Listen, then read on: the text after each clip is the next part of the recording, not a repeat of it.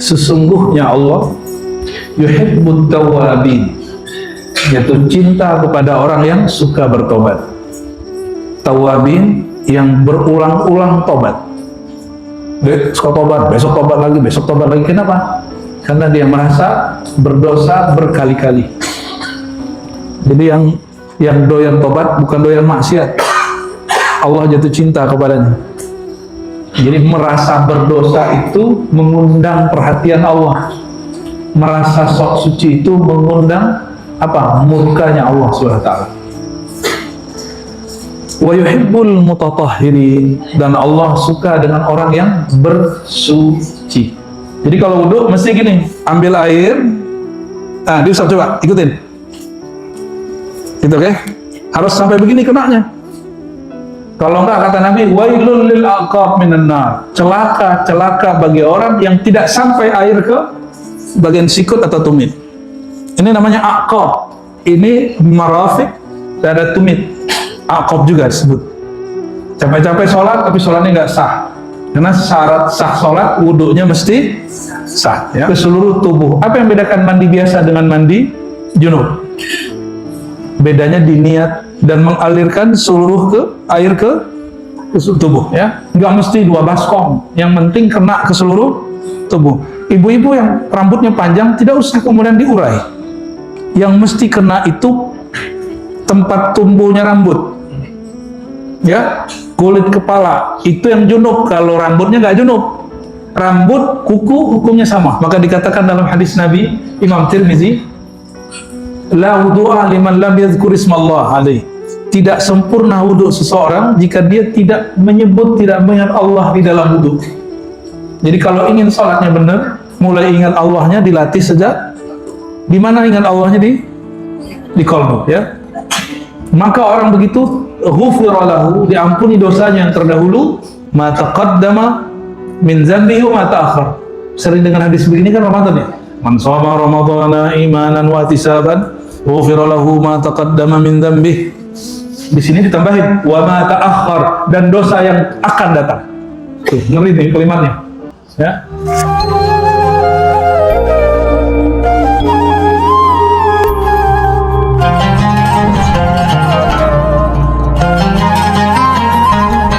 Muhammadiyin.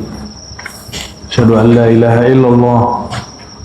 Asyhadu anna Muhammadan abduhu wa rasuluh. Allahumma salli ala sayyidil wujud, sayyidil qawnain, sayyidil tawwabin, sayyidil mutatahhirin, Nabiina Muhammad wa ala alihi wa ashabihi ajma'in. Amma ba'du, Bapak Ibu yang dimuliakan Allah, alhamdulillah kita sudah membaca pengantar kitab Al-Matjar Ar-Rabih fi Thawabil Amal Salih. Kalau diartikan secara harfiah, perniagaan yang beruntung, menjelaskan mengenai pahala atau rahasia amal soleh. Semuanya berdasarkan hadis Nabi Muhammad SAW. Dan kita sudah membahas tentang pentingnya berilmu, pentingnya mengamalkan sunnah. Ini bukan, sunnah itu tidak didominasi oleh satu kelompok. Siapa saja yang bersanad kepada Rasulullah SAW, bersilsilah, bersambung, maka mereka kita sebut ahlus sunnah wal jamaah. Jadi tidak mesti celananya harus cingkrang gitu ya. Kalau mereka meyakini itu urusan mereka. Cuma yang saya tahu, Nabi nggak pernah pakai celana. Nabi itu pakainya apa? Sarung. Sorry yang pakai celana. Tapi boleh nggak pakai celana? Boleh. Nabi pakai jilbab nggak, Bu?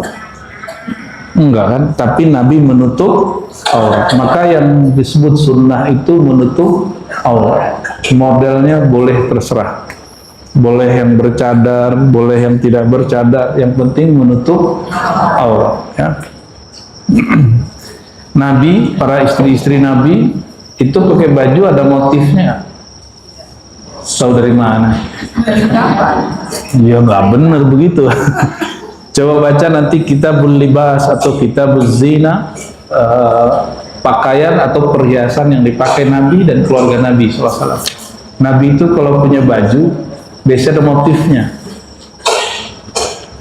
Kalau kita ada namanya batik, sarung batik, baju batik ya.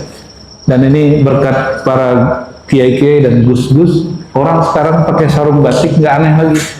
Kalau dulu kayaknya aneh ya, sholat pakai sarung batik aneh nggak dulu? Nah, sarung-sarung kita itu pengaruh dari Yaman, pengaruh dari India, pengaruh dari Sudan, dan sekarang orang sudah biasa pakai sarung batik.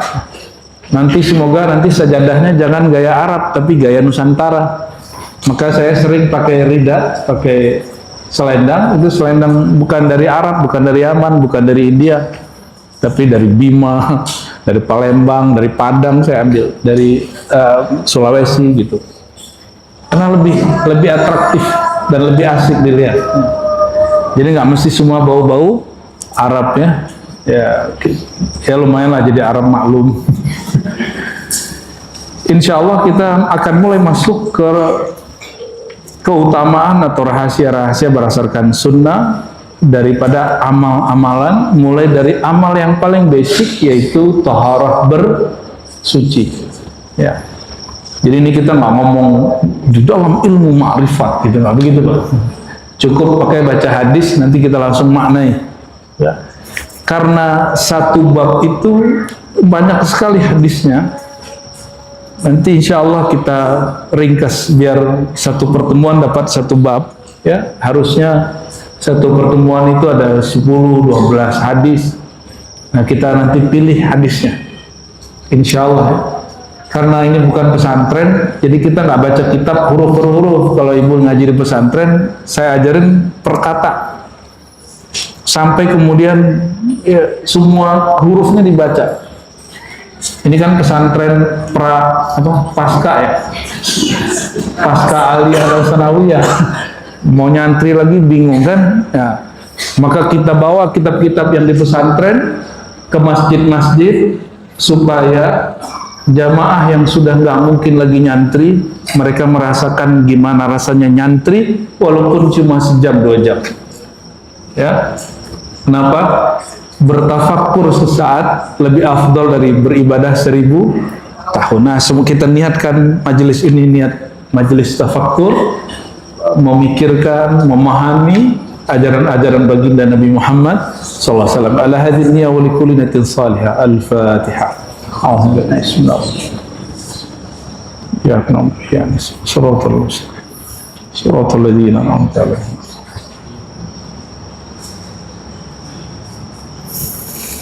Kitab ini ditulis oleh guru Imam Subki dan juga guru Imam Nawawi, namanya Al-Imam Al-Hafiz Syarafuddin Abdul Mu'min Ad-Dimyati. Abdul Mu'min Khalaf Ad-Dimyati. Jadi Dimyati itu nama satu kampung di Mesir, namanya Dimyat, itu kota ahli hadis.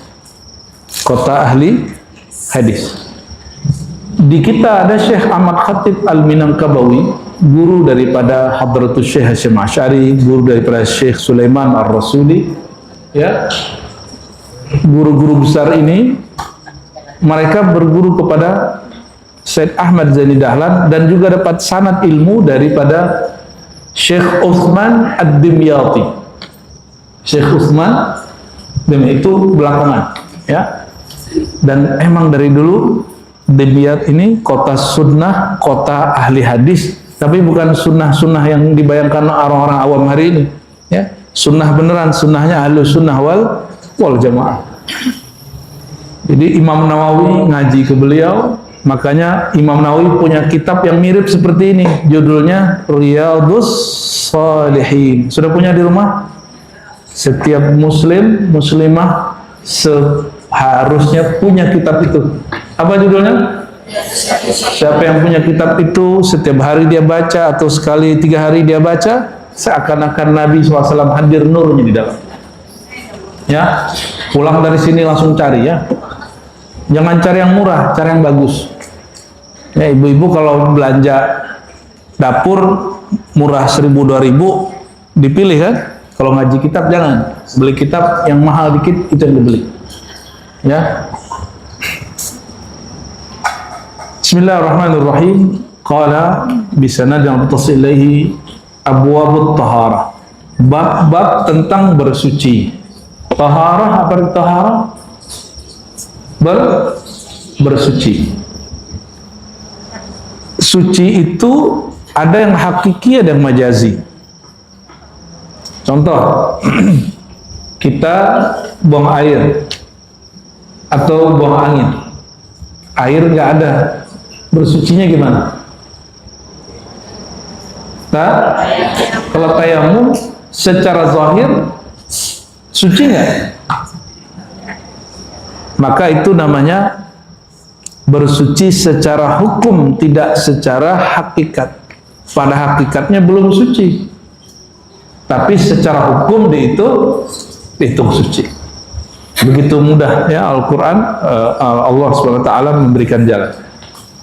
Lalu beliau menyebutkan satu ayat, silakan dicari nanti, diingat-ingat di rumah, surat 2, surah Al-Baqarah. Ini paling enak hafalnya nih, ayat 222. Surat 2, 222. Enak gak tuh? 2 gitu. Qala Allah Ta'ala, innallaha, sesungguhnya Allah, yuhibbut tawwabin, jatuh cinta kepada orang yang suka bertobat. Tawwabin, yang berulang-ulang tobat. Suka tobat, besok tobat lagi, besok tobat lagi. Kenapa? Karena dia merasa berdosa berkali-kali. Jadi yang doyan tobat bukan doyan maksiat. Allah jatuh cinta kepadanya. Jadi merasa berdosa itu mengundang perhatian Allah. Merasa sok suci itu mengundang apa? Murkanya Allah SWT. Wa yuhibbul mutatahhirin, dan Allah suka dengan orang yang bersuci. Dan Sayyidina Musa dikabarkan nanti akan muncul Nabi akhir zaman, salah satu ciri mereka adalah suka bersuci. Dan kita kalau mau baca Quran bersuci nggak? Mau sholat bersuci? Semua kita bersuci. Ini berterima kasih ke Ustadz Karnali dan tim ya, sengaja dipilihkan bukan ruang sholat. Jadi ibu yang haid bisa masuk tanpa mikir-mikir. Karena di mazhab fikih itu ada perdebatan, perempuan haid kalau nggak ngotorin masjid boleh nggak masuk masjid, itu masih debat sampai sekarang. Nah kita nggak usah debat-debat begituan, ikuti aja keyakinannya. Surat 2 ayat 222, bahwa Allah jatuh cinta kepada orang yang berulang-ulang tobat dan orang yang suka bersuci. Kalau Allah Ta'ala, ayat kedua mengenai keutamaan atau pahala berwudu. Wudu dalam bahasa Arab itu artinya membersihkan atau mencahayai anggota tertentu. Karena wudu bisa juga berarti dia berarti cahaya. Maka wudu ini mencahayai tubuh secara harfiah ya. Adapun secara istilah wudu itu membersihkan anggota ya, anggota tertentu dengan cara tertentu, dengan syarat tertentu untuk ibadah atau sholat, dan dia menjadi syarat ya. Dalilnya, dalil wudhu. Selama ini wudhu pakai dalil nggak? Pengikutin kiai aja. Ada dalilnya. Apa dalil wudhu di Quran? Surat apa? Surat Al-Ma'idah ayat 6. Jadi kalau ditanya apa dalil berwudhu, ini kan sekarang lagi rame nih, mana dalilnya? Dalilmu mana Tom? Ya. Maka kita mesti jawab, bukan supaya kalau didebat oleh kelompok Wahabi, tapi kalau nanti ditanya sama Allah, ditanya oleh malaikat, kamu wudhu itu dalilnya mana? Ada yang kejebak, ada yang langsung bacain ayat. Di dalam surat sekian, ayat sekian. Dia lupa yang ngajarin ayat YouTube apa orang? Yang mengajarkan ilmu kitab itu sendiri ngomong atau ada yang ngajarinnya? Jadi dalil itu sebenarnya orang itu atau buku? Mana yang dalil? Hah? Coba buku bawa pulang, bisa ngomong nggak dia? Coba gini-gini nih, jadi isi mah. Masuk nggak isinya? Nggak masuk. Berarti dalil secara hakikat siapa? Orang yang ngajarin itu. Maka kalau orang belajar adab ilmu, dia tahu kalau ditanya dalil, pertanyaan jawabannya adalah gurunya, dari gurunya sampai kepada sang maha guru Nabi Muhammad SAW. Itulah dalil yang sebenarnya dalil. Kalau ini rekaman dalil. Di zaman Nabi ada kitab begini ya. Jadi sahabat kalau ditanya, kamu kenapa? Apa dalil kamu sholat sembahyang? Habis Sahih Bukhari nomor sekian. Bukharinya belum lahir. Bukhari itu baru lahir 194 Hijriah. Sahabat nggak mungkin dong berdalil dengan kitab Sahih Bukhari. Ya. Nah ini jebakan syaitan kepada orang yang ngaji ilmu hari ini sehingga dia nggak beradab kepada gurunya.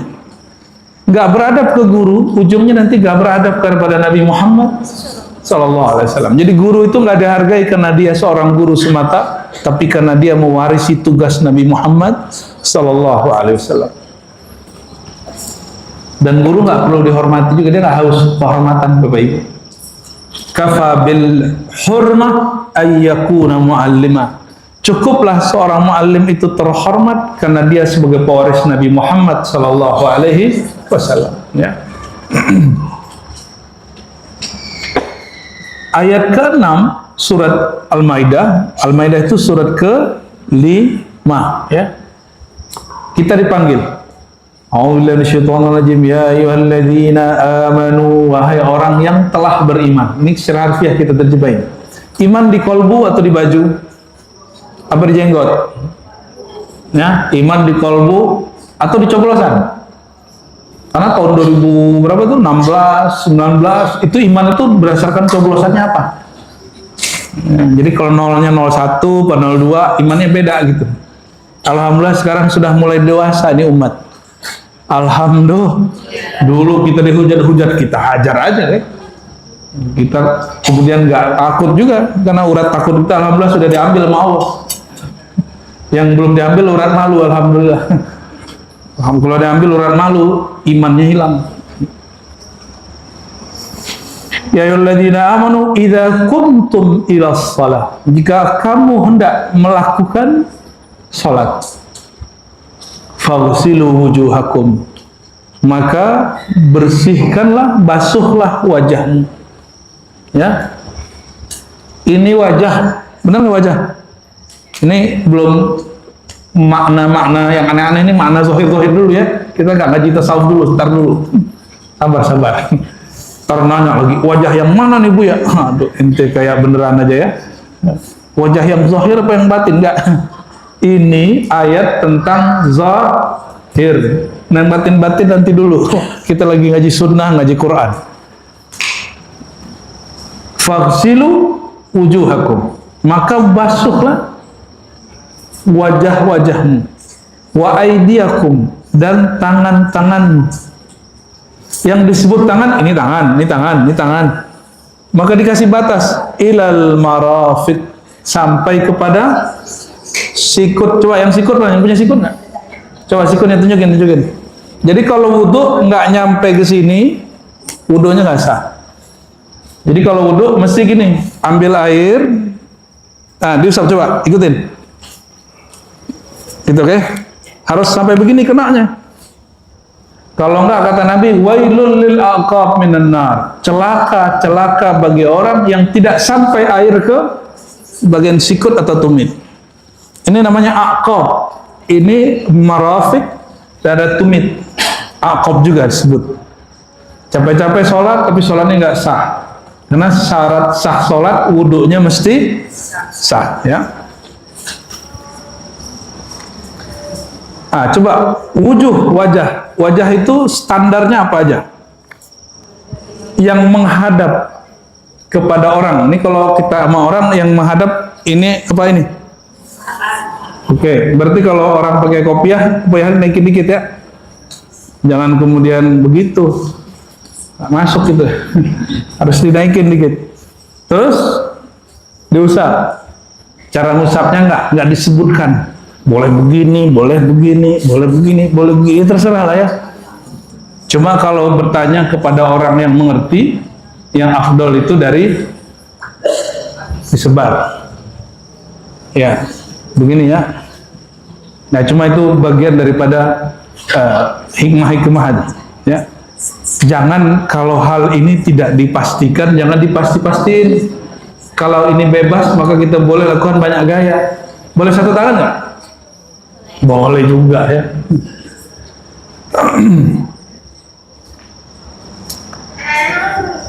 Ini masuk nggak? Ini wajah atau bukan? Bukan, berarti ini nggak wajib. Nggak wajib. Coba, Bapak punya jenggot? Ini masih wajah nggak? Masih wajib kena. Yang kena bukan jenggotnya, bawah jenggotnya, akarnya. Yang nggak punya jenggot ya salam. Udah ngaji sunnah sama aneh sekian tahun, belum punya jenggot walaupun dikit ya salam. Ibu-ibu yang ngelarang ya. Ibu-ibu ngelarang suami pakai jenggot. Kayak kambing. Berani bilang ustadznya kayak kambing. Emang aneh kayak kambing? Gak ngetengah kita mama artis kali. Artis kambing. Allahumma sholli ala Sayyidina Muhammad. Orang yang ganteng itu, yang tampan itu yang ngamalin sunnah. Sunnah laki-laki pakai walaupun sedikit biar beda gitu sama yang meleh-meleh ya.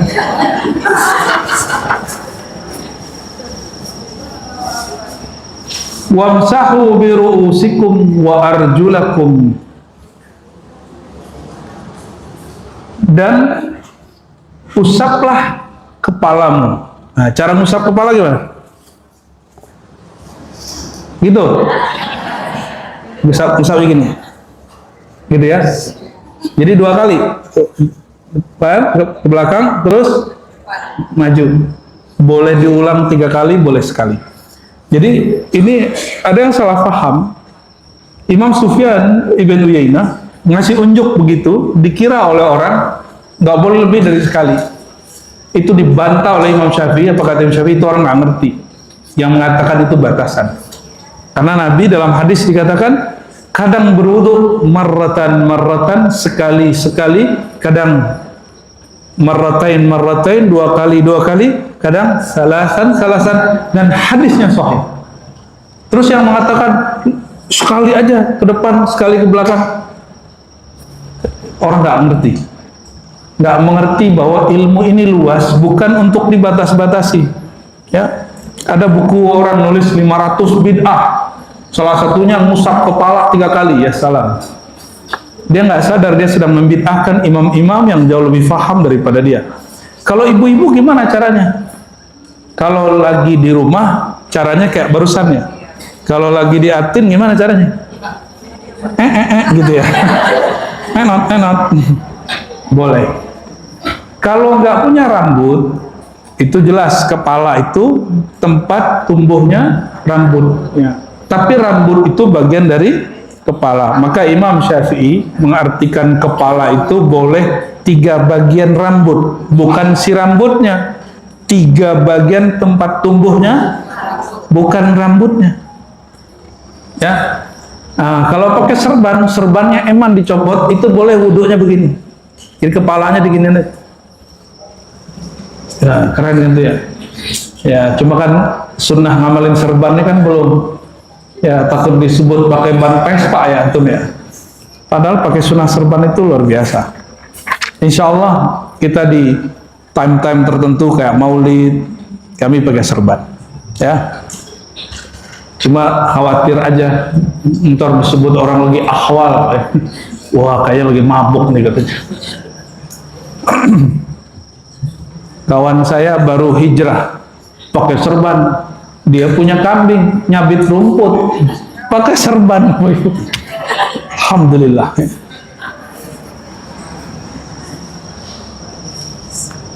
Dan usaplah kepalamu, wa arjulakum, dan basuhlah kakimu, ilal ka'bain, kepada ka'bain. Setinggi apa ka'bain?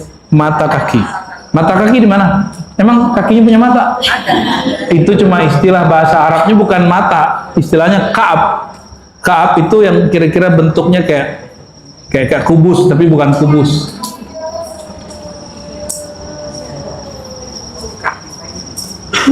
Jadi mesti kena tumit belakang dan juga mesti sampai mata kaki.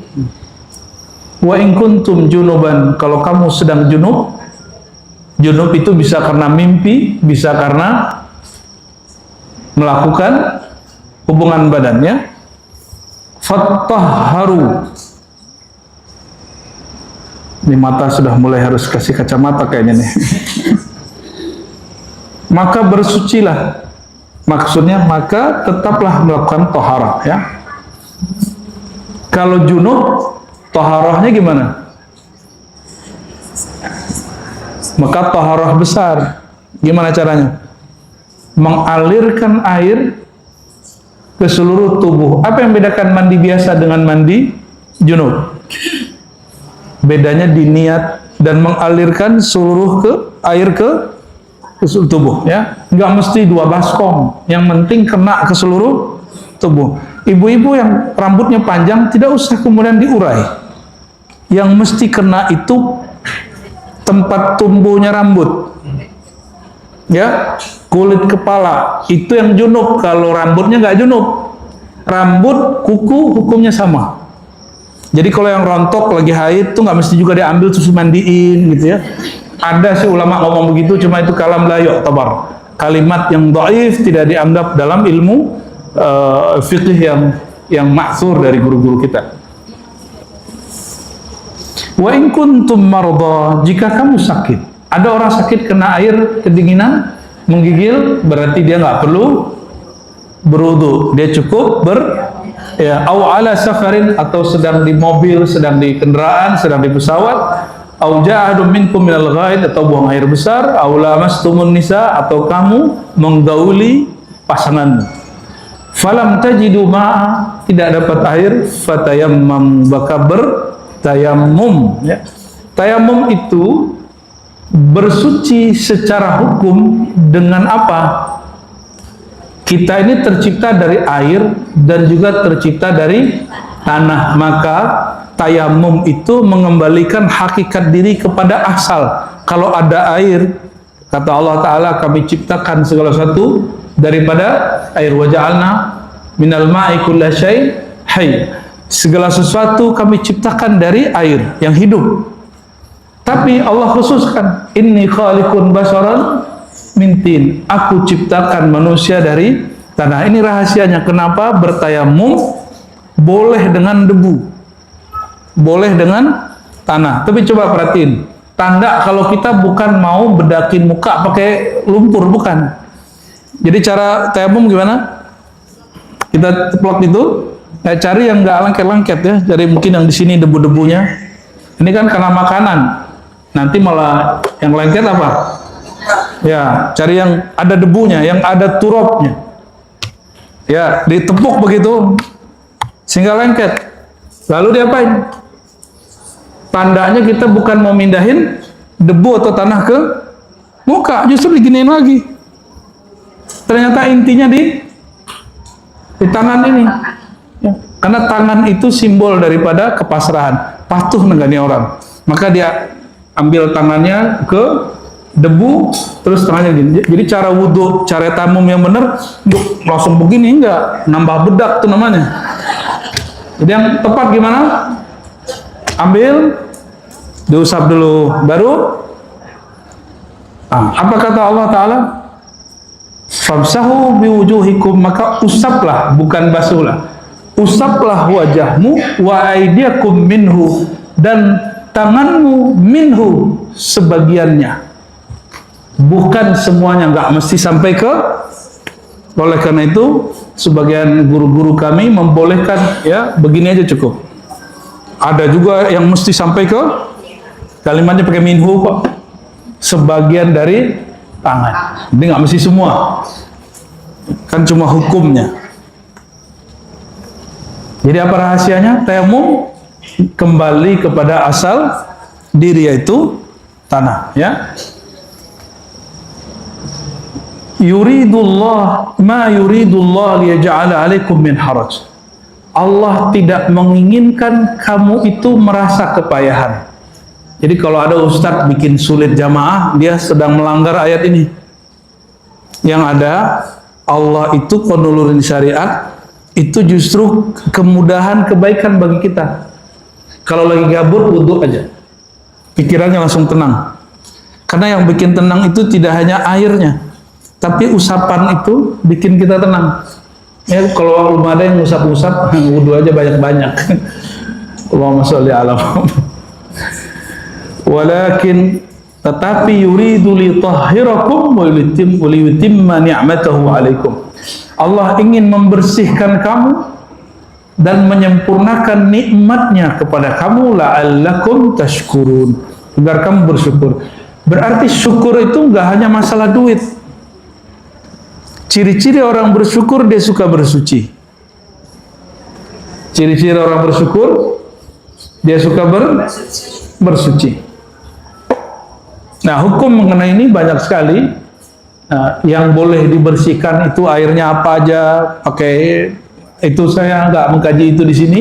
Kita mesti buka kitab namanya Matan Takrib Fikih Mazhab Imam Syafi'i. Nah, nanti mungkin Ustadz Karnali cari orang lah ya, Ustadz yang ngajarin fikih. Nanti saya diinin lagi sama teman saya. Kata dia, Ji, ente nih ngambil lapak aneh katanya. Lah kita kan emang dari dulu diajarin, kitab fikih diajarin, akidah diajarin, sampai hadis diajarin. Lebih lama saya ngaji hadis malah. Tasawuf diajarin semua. Yang nggak saya belajar itu ilmu arud, ilmu pola-pola cara bikin kali syair. Ya. Selebihnya kita belajar. Jadi boleh dong kita ngajarin. Cuma masih ustadznya ada lapak katanya. Ternyata ustadznya ada lapak-lapak juga, Bu. Aneh baru tahu di Jakarta. Ya. Bismillahirrahmanirrahim. Hadis pertama. Ini barusan ayat surat 5 ayat 6. An Sayyidina Abi Hurairah, dari Abu Hurairah radhiyallahu ta'ala anhu, anna Rasulullah sallallahu alaihi wasallam qala. Ya, kalau disebut Rasulullah sallallahu anna Rasulullah sallallahu alaihi wasallam qala, bersabda, idza tawadda al-'abdu, jika seorang hamba berwudu. Ini hamba bukan? Yang hadir pagi ini hamba?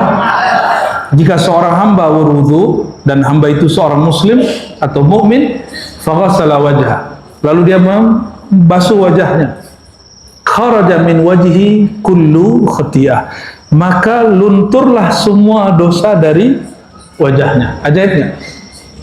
Jadi yang luntur tidak hanya bedaknya, tapi juga dosanya. Jangan ketawa, Bu, ini sahih ini. Jadi yang luntur gak hanya bedaknya, yang luntur adalah ya dosa di mukanya. Apa aja? Mata, mulut, hidung ada dosanya nggak? Nggak tahu nih hidung kalau punya dosa. Ngambil napas orang kali. Allahumma sholli ala Muhammad. Bibir ada dosanya. Iya, bukan lidah, bibir. Nggak paham gitu.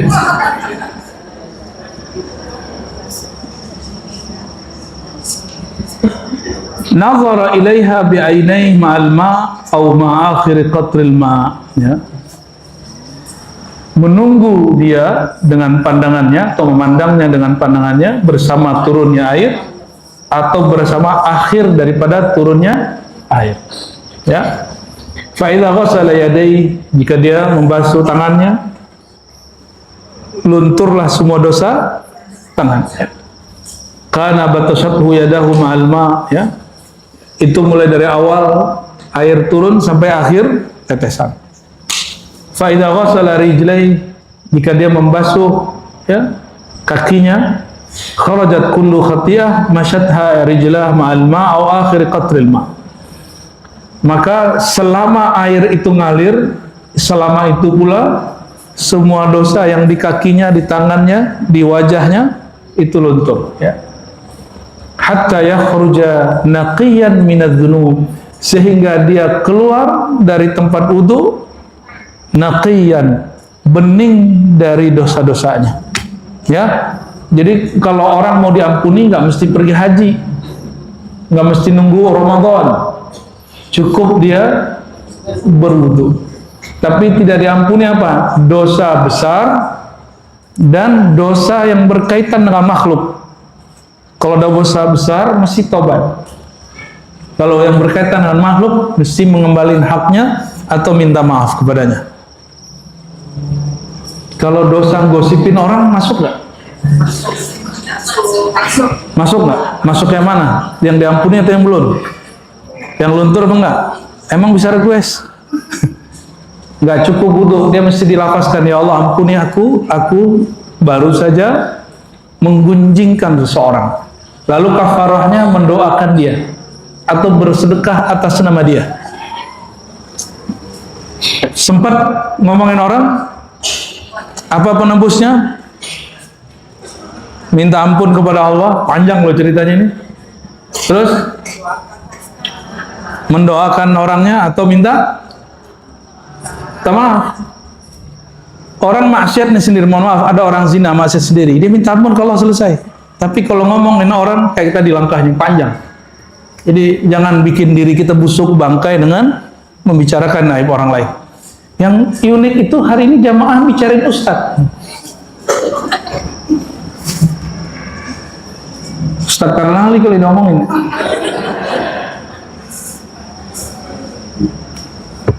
Hadis pertama, kedua mirip, hadis ketiga. Fa in qama, ada tambahan, fa in huwa qama, jika dia melakukan salat, fa shalla, lalu dalam salat dia memuji Allah, fa hamidallah wa asna alaihi wa majjadahu, memuji Allah taala billadzi huwa ahlu, dengan yang sepantasnya Allah dipuji, wa farragha qalbahu ila Allah, lalu dia berusaha untuk mengosongkan kalbunya kecuali hanya kepada Allah Subhanahu wa taala. Ini yang disebut usaha untuk khusyuk. Usaha untuk khusyuk. Illan sarafa, kecuali ketika dia selesai dari berwudu, selesai dari salat, in sarafa min khati'atihi kayawma waladathu ummu, maka dia keluar dari salat, assalamualaikum, assalamualaikum, dia dihitung seperti anak kecil itu belum punya dosa. Mudah ya, jadi fitrah itu nggak nunggu Ramadan tahun depan. Cukup orang wudu dengan benar, lalu sholat dengan baik, maka dia kembali kepada fitrahnya. Hadis berikutnya juga masih sama.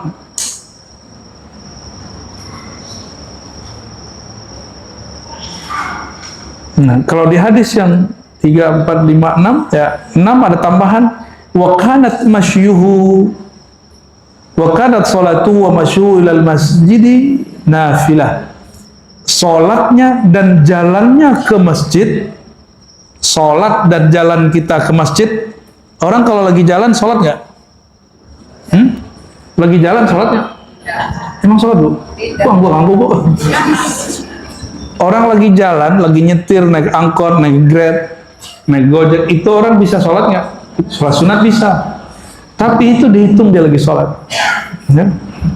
Nafilah, dihitung dia sedang beribadah sholat sunnah. Jadi kalau ibu nih jalan, ibu tinggal di mana bu? Tinggal di mana? Masih di bumi kan? Kirain planet mana gitu. Kata orang ada planet paling panas, itu Bekasi. Wa kharrajal Bazzar bi isnadin hasan. Imam Bazzar meriwayatkan dengan sanad yang hasan dari Humran atau Himran, ya. qala da'a Utsman biwudu'in wa huwa yuridul khuruj fi lailatin baridah faji'tuhu bima'in faghassala wajhahu wa yadayhi faqultu hasbuka wal laila shadidal bard faqala sami'tu Rasulullah yaqul la yasbughu 'abdul wudu'a illa ghufira lahu ma taqaddama min dhanbihi wa ma ta'akhkhar. Tidaklah seseorang, kata Nabi SAW, membaguskan wudunya bukan lama-lama. Membaguskan wudu bukan melama-lamakan wudu. Beda nggak?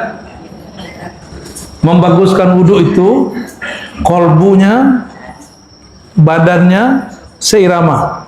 Ya. Jadi kalau ingin sholat khusyuk, mulailah ingat Allah sedang berwudu. Maka dikatakan dalam hadis Nabi Imam Tirmizi, la wudu'a liman lam yadhkur ismallah alaih. Tidak sempurna wudu seseorang jika dia tidak menyebut, tidak mengingat Allah di dalam wudu.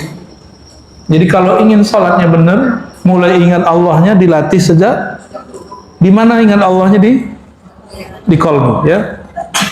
Maka orang begitu ghufira lahu, diampuni dosanya yang terdahulu, ma taqaddama min dzambihi wa ma ta'akhkhar. Sering dengan hadis begini kan Ramadan ya. Man shoma ramadhana imanan wa ihtisaban ghufira lahu ma taqaddama min dzambihi. Di sini ditambahin wa ma ta'akhkhar, dan dosa yang akan datang. Tuh, ngeri nih kalimatnya. Ya.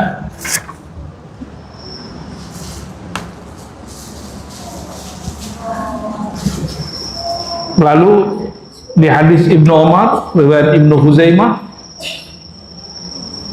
para sahabat datang kepada Rasulullah SAW bertanya tentang Islam, lalu dijawablah dengan rukun Islam. Tapi ditambahin di situ, taghtasilu minal janabah, mandi junub, wa tutimmal wudu, dan menyempurnakan wudu. Apa kata sahabat yang datang ini? Wahai Rasulullah, apakah jika aku melakukan itu semua, fa'ana muslim, apakah aku dipandang Allah sebagai muslim? Dan Rasulullah SAW mengatakan, na'am, betul, engkau seorang muslim. Berarti wudu itu pencirian muslim? Wudu pencirian muslim di sisi Allah, bukan di sisi makhluk.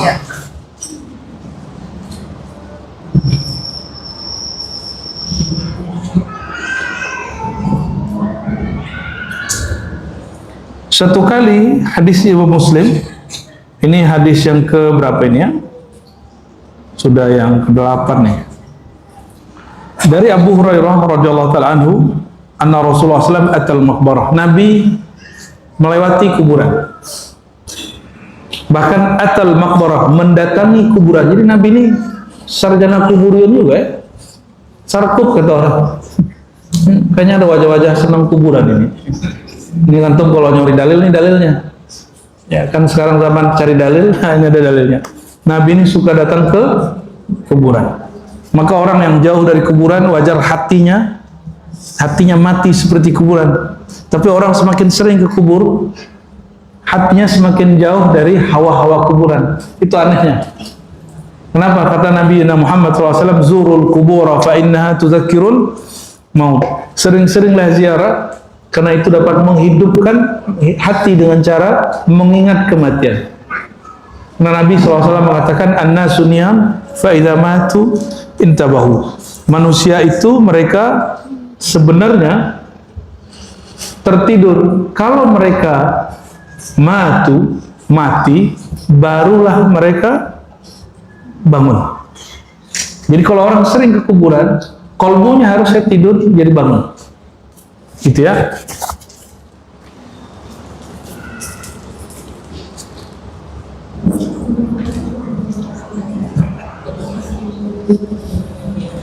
Lalu Nabi kalau lewat kubur, Nabi ngapain? Selfie.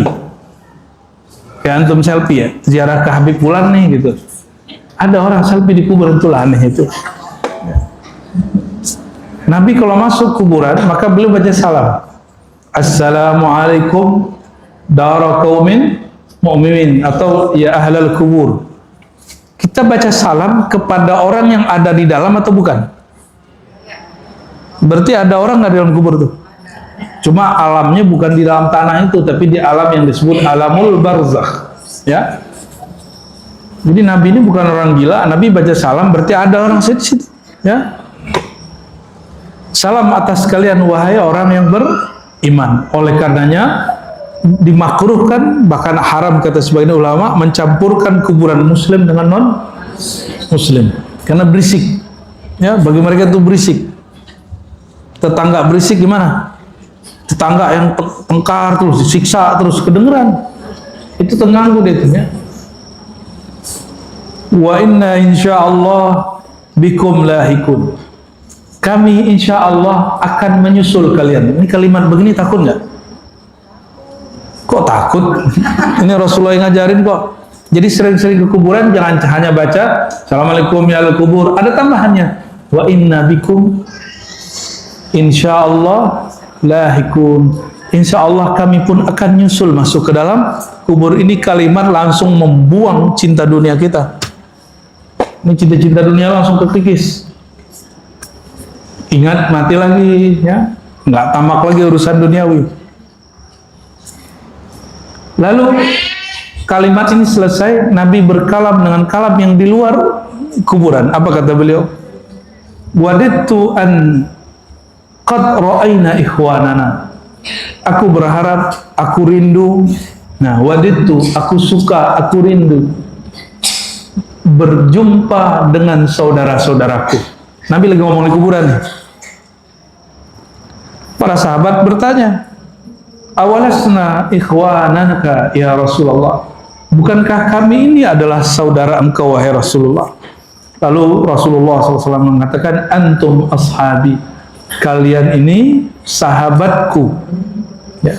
Wa ikhwanuna alladhina lam ya'tu ba'du, saudara kita dan saudara kalian juga orang generasi berikut yang belum lahir.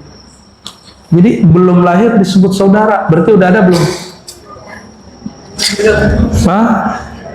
Belum lahir udah disebut saudara, berarti sudah ada belum? Di mana adanya? Di alam ruh. Nabi ini Abu Ruh, bapaknya Ruh, udah ngelihat ini orang yang mau lahir nih, tapi bukan di zaman kita. Maka beliau mengatakan, saudara kamu, saudaraku, saudara kita, dia belum lahir. Kan kalau nggak ngerti ma'rifatun Nabi SAW, orang akan mengira Nabi ini gila, padahal ini bukan gila, ini benar. Lalu beliau mengatakan, mereka berkata pada sahabat, kaifa ta'rif man lam ya'ti ba'du min ummatika ya Rasulullah? Wahai baginda, bagaimana cara engkau mengenal saudaramu yang belum lahir? Kalau kami kan udah kenal nih.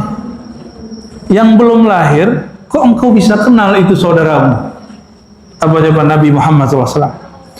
Ara'aita law anna rajulan lahu khailun ghurrun muhajjala baina dhahrai khailin duhmin buhmin ala ya'rifu khailah. Kalau kalian punya, ibu punya kucing, punya kambing, punya apa? Kucing. Kucing kita sama-sama warnanya kuning atau merah. Kuning, orange. Bedanya sama kucing tetangga, tahu nggak? Kok bisa tahu? Kan sama. Oh, kalau di kampung lucu, ayam. Ayam, saya punya ayam mirip sama ayam tetangga, tapi saya tahu ini ayam aku ini ya. Ketahuan dari mananya gitu. Kalau Nabi ngasih contohnya lebih keren. Apa kata Rasulullah SAW? Kalau kalian punya onta atau punya kuda, kudanya warnanya hitam. Tapi ada satu tanda, hanya kalian yang mengerti bahwa itu kuda kalian. Nabi kasihnya lebih high class, ya, kuda. Kenapa? Karena ada satu tanda di bagian jidat. Jadi kuda itu kan di bagian sininya kadang-kadang ada semuanya hitam kecuali bagian jidatnya itu. Disebut ghurrun muhajjalah, tanda putih. Baina dhahrai khail, atau tanda putih di punggungnya. Ala ya'rifu khailah, bukankah dia langsung mengetahui bahwa itu adalah kepemilikannya? Kalau sekarang nih berjajar, motor yang paling sering dipakai motor apa? Beat, sebanyak top Beat warnanya sama. Bedanya di mana? Lihat aja bekas tangan mana yang paling gosok nih, atau bagian tempat duduknya. Kalau sekarang lebih gampang, lihat platnya. Emang hafal platnya? Sampai sekarang saya nggak hafal plat motor sama mobil. Qalu bala ya Rasulullah, tentu wahai baginda, kata sahabat. Lalu beliau mengatakan, fa innahum ya'tuna ghurran muhajjalin minal wudu wa ana faratuhum 'alal haud. Cara aku mengenal mereka nanti di akhirat adalah bekas wudunya. Bekas, sekarang ada nggak bekas wudu? Nggak kelihatan. Ya, kelihatan nggak? Tangan, kalau orang absensi sekarang gimana? Ya, jadi tangan kita ini nyentuh begini itu kelihatan terus, Pak. Begini terus. Jadi ada sentuhan terus. Benda yang sering kena tangan itu akan beda. Berarti di tangannya ada tanda. Ya, Nabi SAW di tangannya ada kunci surga. Saya dulu kira Nabi bawa kunci nenteng kemana-mana. Ternyata garis tangan Nabi itu tuh langsung masuk surga. Ya, nanti buka. Itu yang dimaksud beliau. Biyadi mafatihul jannah. Di tanganku ada kode-kode, ada simbol-simbol untuk kunci masuk surga. Ada kantor kalau mau masuk ruangan mesti pakai fingerprint. Ya.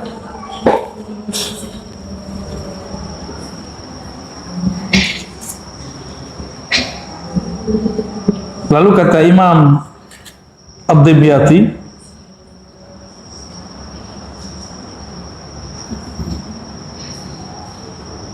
wa qaribun min hadha qauluhu ta'ala wa adkhil yadaka fi jaybik takhruj bayda. Masih ingat kisah Nabi Musa? Ya, apa kata Allah? Hai Musa, masukkan tanganmu ke dalam jaibmu. Jaib itu dalam bahasa Arab sesuatu yang tersembunyi atau lipatan. Kalau di baju namanya saku. Kalau di badan itu yang bagian terlipat. Berarti bacalah sendiri. Jadi orang mau menafsirkan ayat ini, ada yang mengatakan begini terus dikeluarin, ada yang di saku. Yang lebih sahih yang jaib. Kenapa? Yang mulia itu bukan saku Nabi Musa, tapi ketek Nabi Musa. Ya, dimasukin, pas dikeluarkan takhruj bayda. Tangannya bercahaya. Ya, bersinar. Bayda itu sinar putih. Itu dari mana cahayanya? Dari tubuh yang ada nur Muhammad SAW di tubuh Sayyidina Musa. Semua qala min ghairi su'in, cahayanya tidak menyilaukan. Dia cahaya tapi tidak bikin kita silau. Ya.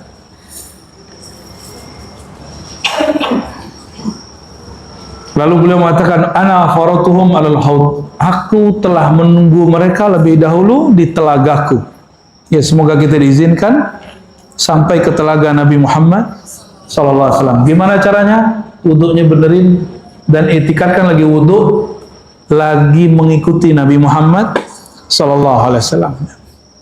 Jadi kita nanti ini orang-orang semuanya datang ke Nabi, ya Rasulullah, kami umatmu, kami saudaramu wahai Rasulullah. Kata Nabi, nggak ada tandanya.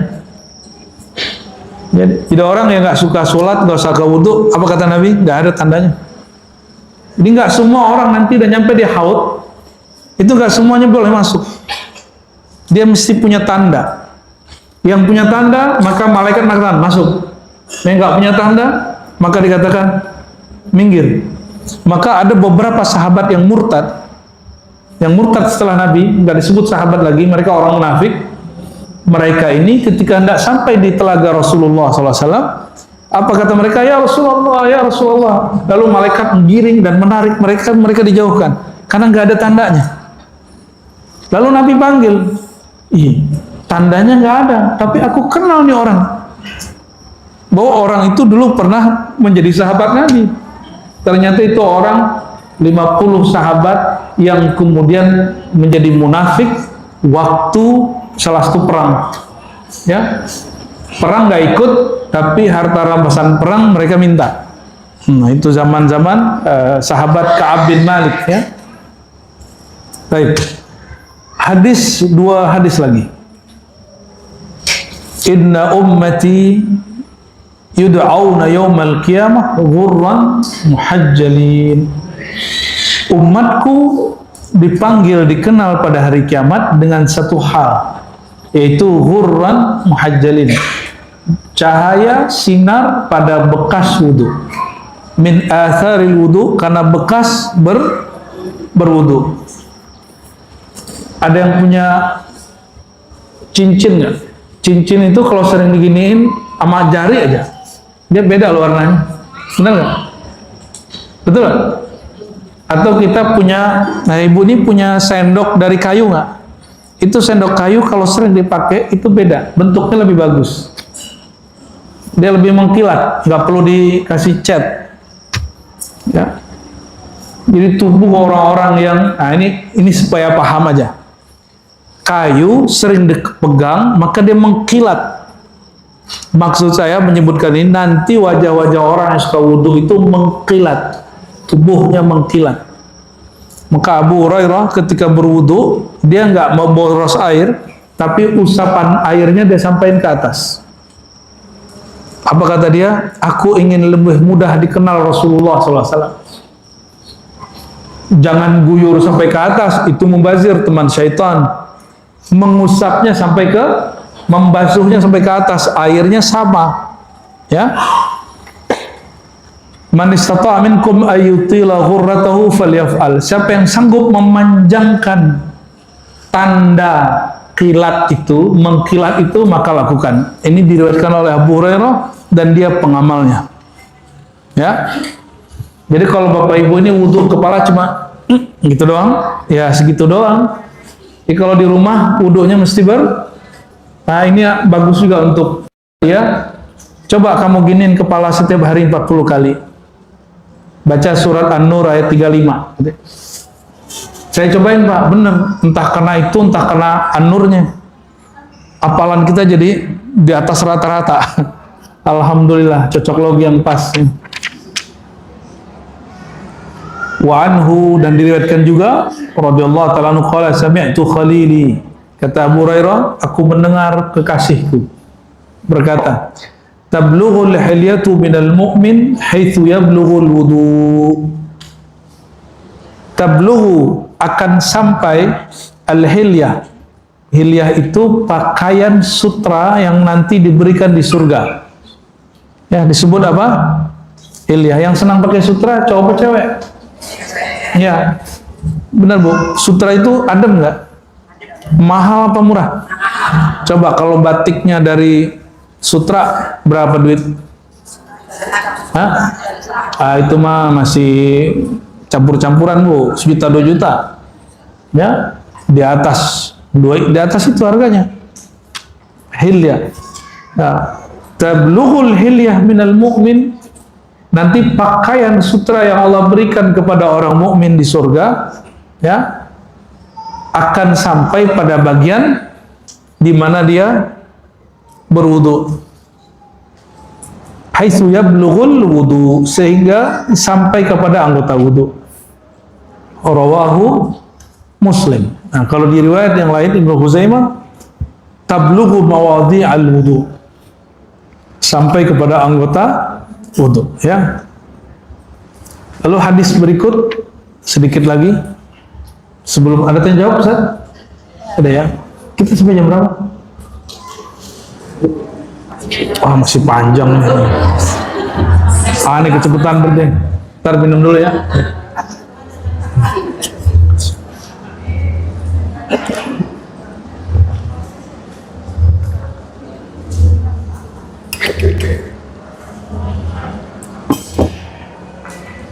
An Abi Hurairah radhiyallahu taala anhu.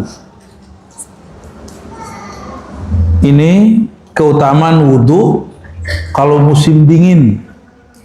Tetap berwudu seperti biasa. Sanggup nggak kalau lagi di puncak, lagi di Lembang, Dieng? Pernah ke Dieng? Sanggup wudu agak lama-lama di situ? Sanggup pakai air hangat gitu ya? Enggak, itu makruh. Makruh Pak. Kalau ngikutin hadis ini. Tapi kalau pakai mazhab Syafi'i aman. Dari Sayyidina Abu Hurairah, beliau mengatakan, Rasulullah SAW bersabda, ala adullukum ala ma yamhullah bihil khataya. Maukah kalian aku ajarkan sesuatu yang menghapus dosa-dosa? Wa yarfa' bihid darajat, dan derajat kalian terangkat. Sekali amal, dosa dihapus, derajat diangkat. Sekali amal. Qalu ya Rasulullah, bala ya Rasulullah. Wahai baginda, tentu. Qala isbaghul wudu alal makarih. Pertama apa? Membaguskan wudu walaupun lagi musim dingin. Ya, pakai air dingin. Pakai air. Nah, ini cara wudu pertama, langsung ngusap muka atau cuci tangan dulu. Nah, ini penting. Jadi kalau kita lagi sentuhan sama air, jangan langsung cuci muka atau jangan langsung mandi. Pernah dengar ada orang meninggal di kamar mandi karena dia mandi langsung guyur kepala. Padahal orang renang aja itu udah mengerti kalau mau renang kakinya dimasukin dulu. Ya, saraf kita di kaki, dia mesti kenal dulu, ngasih sinyal ke tubuh. Kita lagi mau masuk ke dalam air. Nanti tubuhnya menyiapkan diri. Sudah siap tubuhnya, baru dia kemudian cebur. Jangan main cebur-cebur aja, ntar mati di dalam. Ya, jantungnya nanti nggak beres, darahnya nanti nggak stabil. Wallahu a'lam bishawab. Dan itu sudah banyak yang meninggal. Ya, jadi caranya kalau wudu ngapain? Ya, itu kalau pas cuci tangan matiin kerannya, jangan atau kerannya kecil. Oh nggak apa-apa, kan air banyak di Indonesia. Ya, dia nggak tahu. Kita pernah lama tinggal di Ciputat. Setiap musim-musim begini, itu 2 bulan nggak ada air di sekitar UIN itu. Nggak ada air, Pak. Nanti akan masa lebih lama lagi nggak ada air, nggak nunggu musim. Ya, sekarang orang kan minum pakai ini kan. Kalau tiba-tiba ini nggak jalan, orang nggak mau minum air sumur, dianggap katanya air tanah. Rasa tanah, gaya bener, padahal dia dari tanah semua. Ya. Isbaghul wudu alal makarih. Maka di Turki, orang-orang Thariqah Naqsyabandiyah, Turki itu kalau musim dingin berapa derajat? Ya, pernah ke Turki musim dingin? Belum? Ya, salamannya doainnya semoga sampai. Ya. Musim summernya masih antara 19 sampai 25 derajat. Itu summernya itu. Ya, summer kata orang Jawa ya. Summer. Kayaknya orang Jawa dulu belajar bahasa Inggris tapi gagal gitu. Ya, dulu. Terus para masyayikh mursyid-mursyid sana mengajarkan muridnya, walaupun musim dingin, kamu mesti wudu dengan air dingin dan sempurna. Untungnya wudunya orang Turki nggak kayak orang Indonesia, keluarin keran, nggak begitu. Dikit dikeluarin, ya, dikit-dikit. Kata Nabi SAW, hendaklah kalian berhemat meskipun di air sungai yang mengalir. Nah, kalau sekarang kita terjemahkan, hematlah walaupun pakai air keran. PDAM bayar nggak? Oh, enggak, saya nggak pakai PDAM. Pakai apa katanya? Ya, kalau di rumah itu ada 2000 rumah, semuanya mikir begitu, air tahan nggak? Nggak tahan. Makanya kemudian Jakarta ini mulai turun, katanya, bener, tanahnya. Itu hoax apa beneran? Beneran, ya. Sudah mulai turun kita ini. Itu asbab terlalu banyak orang bikin sumur. Ya, di Malaysia orang kita kan nggak seneng sama tetangga, kan tekar mulu. Tetangga online, tetangga offline sama. Tetangga negara juga suka tengkar, pada adatnya sama, budayanya sama, jangan-jangan njitnya sama. Mukanya sama kayak orang Malaysia, semua sama aja. Ya, sama-sama hidungnya maju ke belakang. Ya. Bedanya ngomong saya sama saya. Sayur. Di Malaysia apa nggak boleh bikin sumur sendiri, mesti pakai air yang dialirkan negara. Karena semenanjung itu sudah mulai turun. Jadi mereka jaga bener. Kalau Sumatera masih aman ya, mau pindah aja ke Sumatera sama. Karena kita nggak ngaji lagi kecuali online. Lalu yang kedua apa yang menghapus dosa, mengangkat derajat? Kasratul khutwa ilal masajid. Langkah yang banyak ke masjid. Di antara raja-raja, sultan-sultan dan amirul mukminin di zaman Bani Umayyah yang ke masjidnya masih jalan kaki itu Umar bin Abdul Aziz. Nggak mau dikawal, ya, nggak mau pakai apa-apa, maka dia kemudian nggak tahu ada apa, itu banyak yang masuk di situ, yang mencelakainya di situ. Wa intizarus shalah ba'da shalah, ya. Yang ketiga, menunggu sholat setelah sholat. Ini bisa secara harfiah, maghrib masuk, nunggu sampai isya, atau subuh nunggu sampai syuruk, bukan sampai zuhur, teman kerjanya. Tapi makna yang lebih global, apa itu? Hidup ini nunggu waktu sholat, betul nggak? Hidup kita nunggu waktu sholat. Maka kalau bangun tidur niatnya langsung sholat. Sholat pertama sholat subuh, ya. Nanti kerja, ngapain kerja? Nunggu sholat zuhur. Habis sholat zuhur kerja lagi, nunggu sholat asar. Jangan sholat nunggu kerja. Ini balik. Kemana? Tiduran dulu di masjid. Nunggu jam apa? Allahumma sholli ala Muhammad. Udah kebalik, hidupnya udah kebalik. Hari ini orang banyakkan waktu di kantor atau di masjid? Banyakkan di kantor atau di majelis ilmu? Ya wajar, kan cari nafkah. Tapi antum kok sudah tahu, orang kantor pasti nanti pensiun juga. Nggak pensiun, dipensiunin orang, di PHK namanya. Ya, maka itu jangan cinta-cinta amat sama kantor itu. Kita cinta profesional aja, yang kita cintai Allah Subhanahu wa Ta'ala. Yang ngasih rezeki kantor apa Allah? Yang antum di PHK stres gak? Nah, siap-siap nanti kalau di PHK jangan stres. Lalu Nabi SAW mengatakan, fadzalikumur ribat, fadzalikumur ribat. 3 amalan ini disebut ribat. Dari sinilah ulama-ulama menyebut surau langgar mereka dengan istilah ribat atau rubat. Ya, di Mekah itu yang sekarang menjadi kantor takmir masjid, Jabal Abi Kubais. Abi Kubais itu Nabi Adam.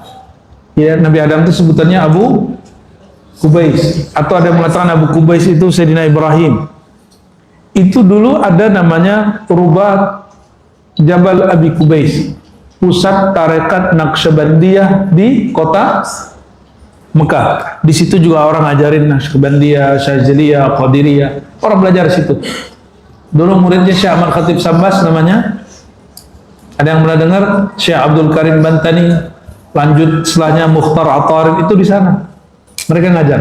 Kalau jalur Naqsyabandiyah Khalidiyah ada Syekh Ismail Al-Minangkabawi, ada Syekh Sulaiman Zuhdi dan sebagainya. Mereka ngajar di situ. Jadi dulu Mekah itu pusat tarekat, pusat tasawuf. Sekarang pusat Wahabi, Pak. Tapi saya masih ngaji, ngambil tarekat Naqsyabandi di Mekah. Tapi kita nggak boleh sebut nama syekhnya. Nanti dicari-cari orang lagi, ya. Mereka nggak boleh ngaji rame-rame begini. Jadi kalau tempat dia paling banyak 20 orang cukup, 30 orang itu udah rame. Ya. Ini berapa orang nih hadir nih? Ya, ada yang bubarin nggak? Ya, nggak ada yang bubarin nggak? Nggak ada yang bubarin.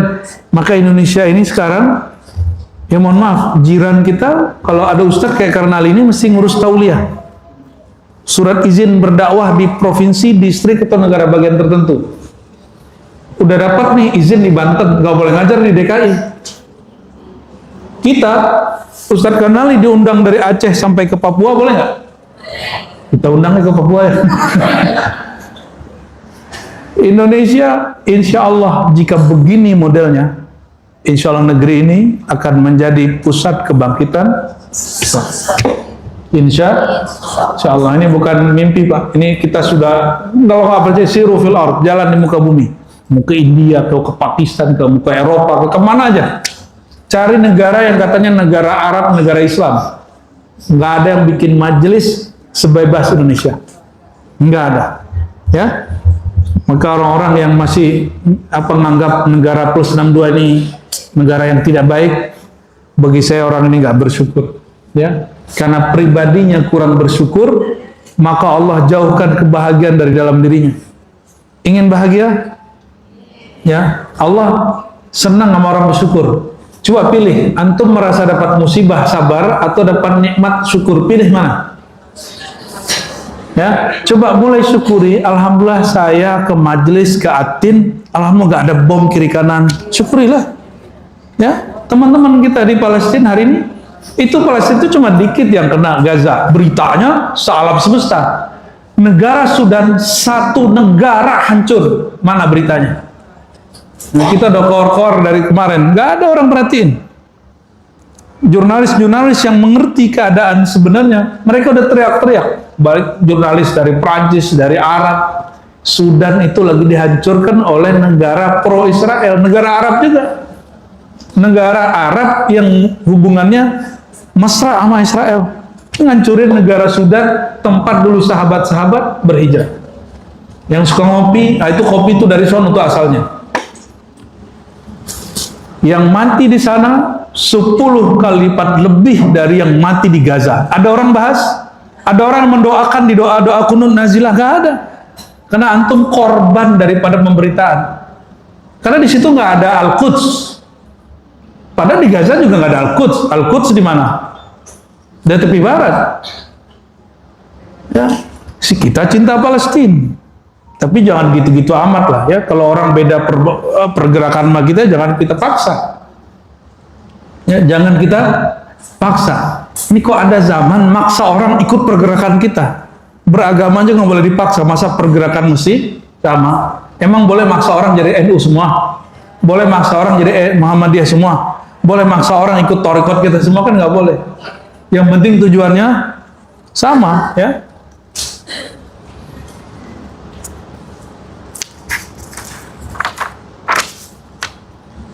Hadis berikutnya masih sama ya. Nah, lalu ada tambahan hadis penutup sebelum tanya jawab. Man asbaghal wudu fil bardi. Siapa yang membaguskan wudunya di musim dingin.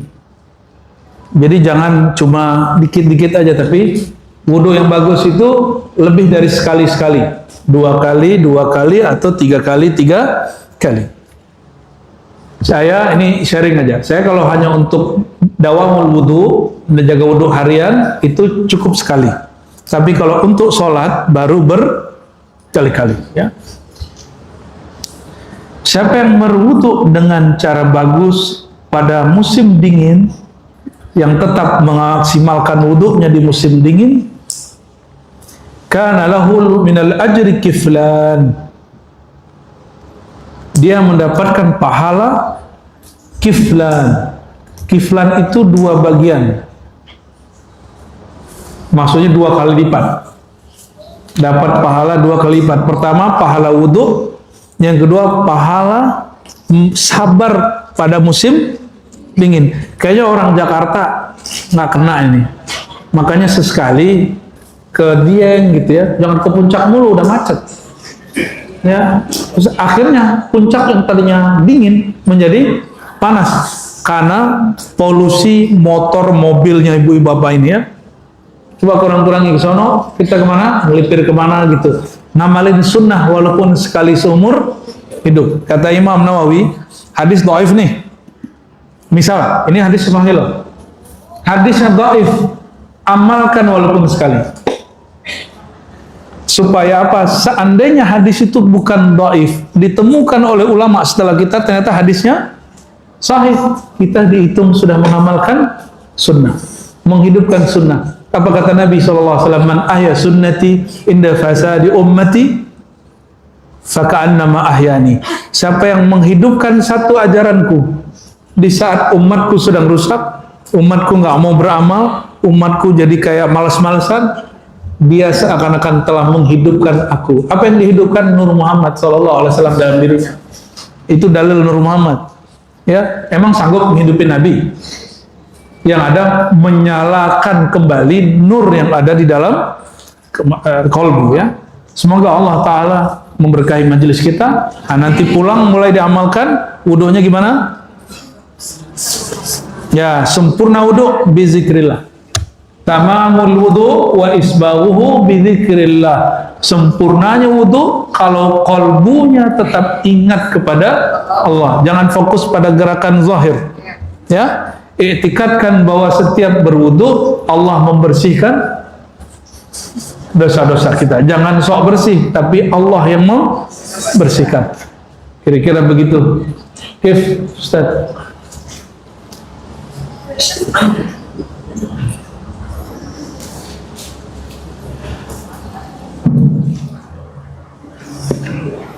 Alhamdulillah, terima kasih kepada sekalian membahas tentang pahala itu dulu. Barangkali apa yang sampai oleh beliau ada yang cukup ditanyakan. Ya, Pak. Ini langganan ini. Assalamualaikum warahmatullahi wabarakatuh. Assalamualaikum.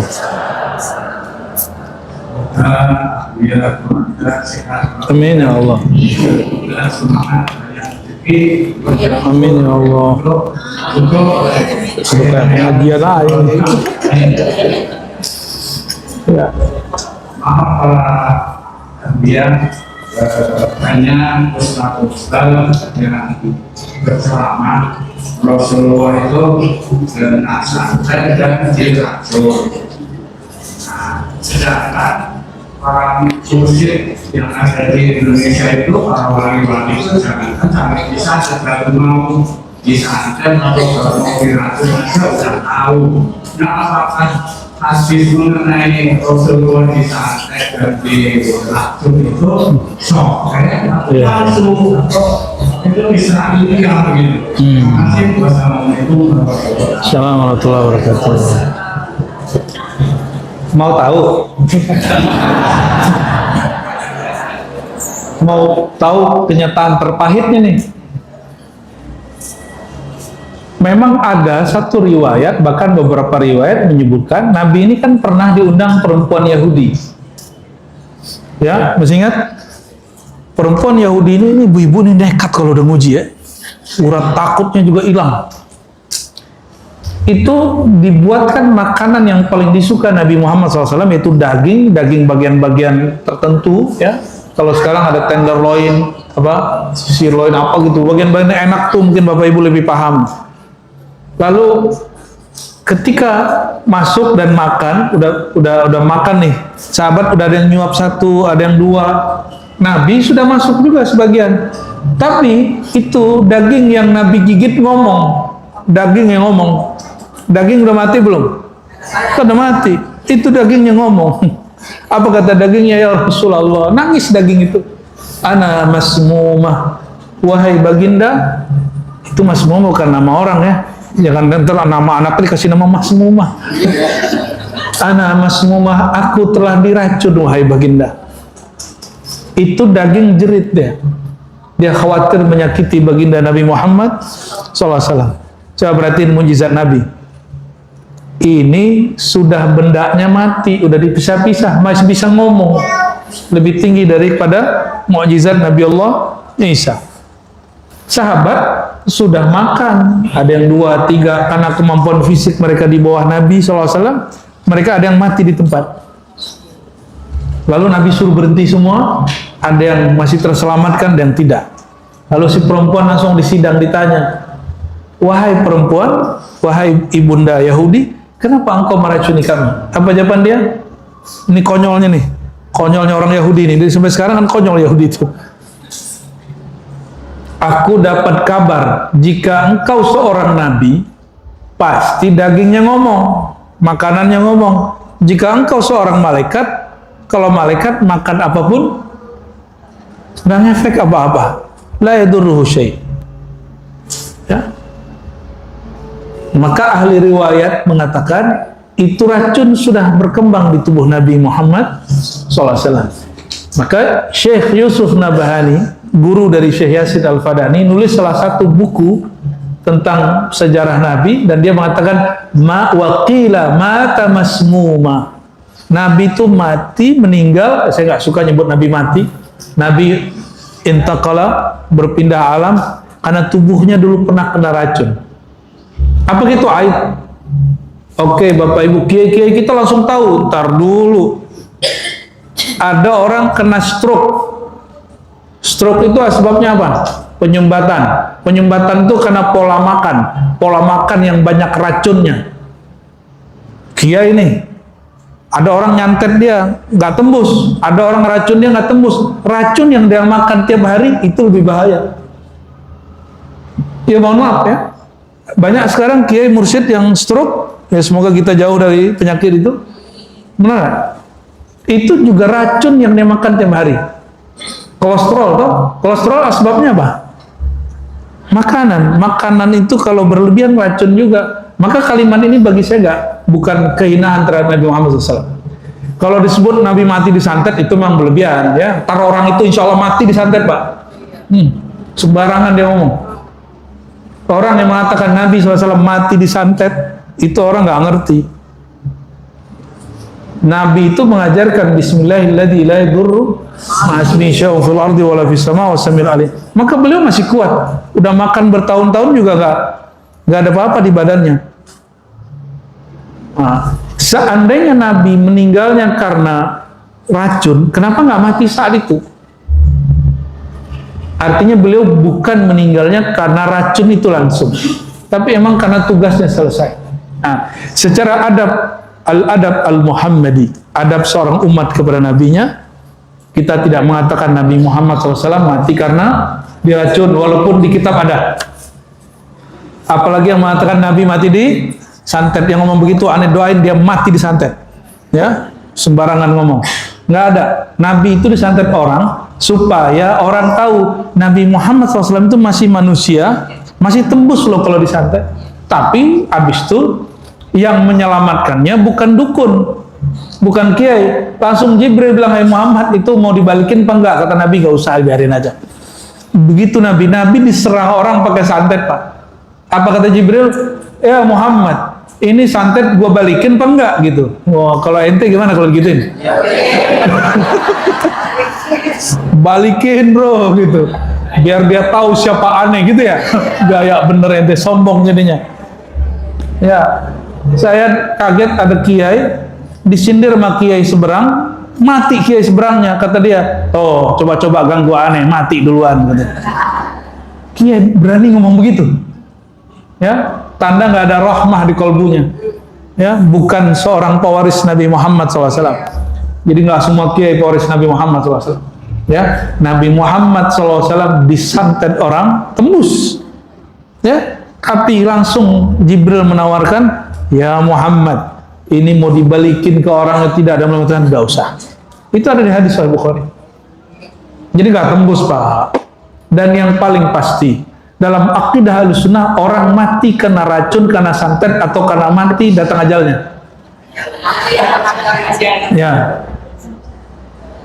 Ada orang sakit udah bertahun-tahun nggak mati-mati toh. Ya mohon maaf, di sekitar kita banyak orang yang kena stroke bertahun-tahun nggak mati-mati. Ada orang tabrakan nggak mati-mati. Ada cuma jatuh di WC mati. Apalagi? Jadi mati itu ajal. Nah, dalam akidah Ahlussunnah di kitab Kifayatul Awam Ummul Barahin, mati itu jika Allah cabut sifat hayat dari kita sehingga terpisah hayat itu dari tubuh, maka dia disebut mati. Benarlah kata orang dulu dalam istilah-istilah bahasa Melayu, jika hayat masih dikandung badan. Itu akidah Ahlussunnah itu. Akidah Ahlus itu bukan sok-sokan gaya-gaya pujaga-pujaga, itu beneran. Ketika hayat sudah berpisah, ini yang disebut mati. Kalau para nabi, para aulia, para kiai yang menjadi kekasih Allah, mereka meninggal bukan karena racun, bukan karena sakit, bukan karena santet, tapi karena tugasnya sudah selesai. Ya, tugasnya sudah selesai. Jadi jangan ente ngomong Abah Hano meninggal karena stroke, itu kurang ajar, soal adab namanya. Ya, tugasnya selesai baru dia berpulang. Oh, Abah Fulan, Mama Fulan meninggal karena disantet. Aduh ya salam. Ya nggak begitu akidah Ahlussunnah. Ya. Allahumma sholli ala Muhammad. Gitu Pak ya? Terjawab? Sahih Pak, kan Sahih Bukhari. Ya. Bukan Sahih Ar-Razi. Ya. Bagaimana hukumnya memandikan orang yang orang yang meninggal? Karena yang saya dengar orang yang mati syahid itu kan tidak perlu wudukan tidak perlu dimandikan. Itu syahid besar. Kalau syahid kecil mesti dimandikan. Oh, gitu. Hmm. Jadi hubungannya gimana ya kalau mau mandikan mayat itu? Enggak apa-apa, mandiin aja. Bukan mewudukan. Memulai dari anggota wudhu, tapi dalam bahasa lokal kita, kearifan lokal disebut mewudukan orang. Apa kata Nabi SAW? Jika kamu memandikan jenazah, fabda'u ya bimawadhi'il wudu, maka mulailah dari anggota wudu. Orang mengira mewudukan mayat, lah enggak. Memang mereka masih perlu wudu, Pak. Itu cuma istilah. Memulai dari anggota wudu, pendeknya Pak, diwuduin dulu gitu. Jadi itu istilah, bukan wudu. Wudu itu dalam bahasa hadis. Ada wudu secara lugatan, secara bahasa, ada wudu secara istilah. Secara istilah wudu sholat, anggotanya jelas. Ada wudu untuk makan. Wudu untuk makan itu cuci tangan. Jadi wudu ada namanya wudu untuk jenazah. Wudu untuk jenazah memulai dari anggota. Berarti ada 3 jenis wudu. Yang untuk sholat jangan pakai untuk makan. Ya, gitu. Pak Mehmet ya. Ya, yang nanya itu yang mau deket-deket sama mic itu, nggak mesti pakai mic, nanya, ya langsung masuk. Oke, ibu baru habis itu ada mas-mas belakang. Assalamualaikum warahmatullahi wabarakatuh. Bagaimana kalau kita misalnya wudhu di kamar mandi? Nah, sebelum wudhu kan ada kita membaca Doa. Kemudian setelah wudhu apakah boleh air yang di muka itu dilap oleh handuk gitu? Oke. Baik. 2 hal ya. Pertama, bolehkah wudhu di kamar? Jangankan kamar mandi, kamar mayat juga boleh. Yang makruh itu membaca doa di tempat buang air. Jadi sekarang itu karena tempat mandi dan tempat buang air itu nyatu, makruh menzahirkan doanya. Cukup baca doa di dalam hati. Tapi di zaman Nabi SAW, orang wudhu itu bukan di tempat mandi. Wudhu itu, Nabi pengen wudhu nih, apa kata Nabi? Ambil air, terus Nabi duduk, dan orang menuangkan di depan Nabi. Jadi wudhu itu di zaman Nabi SAW bukan di kamar mandi. Maka saya kalau di rumah itu, kita ada khusus juga tempat wudhu, walaupun 1 keran doang. Ya, syukur-syukur banyak keran. Jadi sediain 1 keran lah khusus untuk wudhu. Masa gitu udah nggak bisa ya, supaya nanti eksplorasi doanya bisa lebih banyak ya. Wudhu itu bukan berarti ibu kemudian mesti bajunya apa banyak bekas-bekas air, bukan. Itu berarti gagal wudhu ya. Wudhu yang benar itu bukan main-main air, itu namanya bocil-bocil.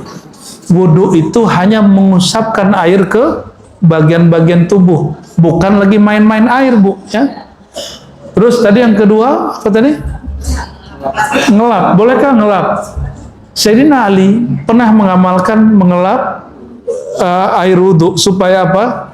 Ada baju yang kalau kena air itu jadi kayak lusuh gitu, kayak orang kotor, jorok.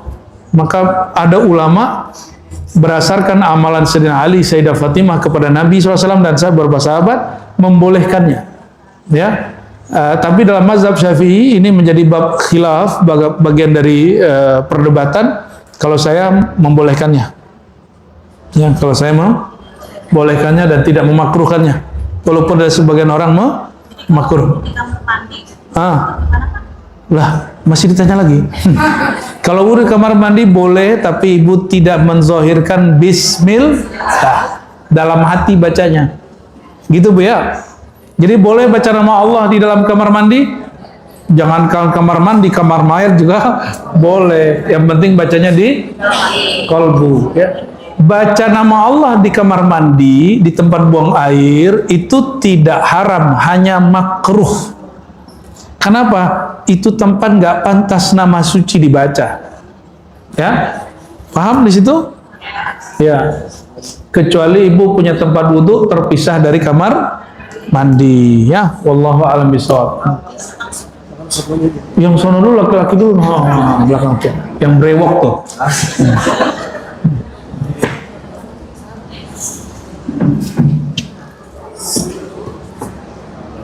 Assalamualaikum ya. Waalaikumsalam. Sebelum pertanyaan ini saya sama istri ya. Oh, udah punya istri, kira masih jomblo. Ya, lanjut. Pertanyaan dia bagaimana caranya sebagai orang Apa? guru futuh atau Guru futuh, murabbi futuh. dan bagaimana caranya mengetahui bahwa guru itu adalah benar-benar guru pilihan. Terus itu juga ya, bagaimana caranya mempersiapkan guru kita mempersiapkan itu. Baik. Bagaimana caranya? Dua pertanyaan ya. Mencari guru yang dapat membuka jalan kepada Allah. Guru itu ada di mana-mana, tapi ego menutupi kita untuk melihat guru. Ya, jadi banyak sekali orang-orang alim dia ingin belajar satu ilmu zikir yang dia nggak punya, padahal ilmu itu ada di tetangganya atau ada di kawannya. Cuma karena ego berkawan, dia nggak mau berguru ke kawannya. Ya. Jadi pertama, sebelum dapat guru futuh, guru yang bisa membuka kolbu menuju Allah, egonya mesti ditobatkan. Jadi ada istighfar dari ego. Inilah istighfar Sayyidah Rabi'ah Adawiyah. Apa kata beliau? Aku minta ampun kepada Allah dari istighfarku yang tidak sungguh-sungguh. Dari aku yang merasa beristighfar, merasa alim, merasa suci, merasa sudah punya ilmu. Pernah nggak istighfar begitu? Ya, khususnya para santri atau orang yang merasa dirinya kiai, istighfarlah dari merasa kiai, merasa diri mu'alim, merasa diri mursyid, itu perlu diistighfarkan ya. Apalagi merasa dirinya bisa mengetahui mana mursyid yang benar sama mursyid yang nggak benar. Ada murid ngomong gini, Ustaz, kita kalau guru kita salah kita harus tegur.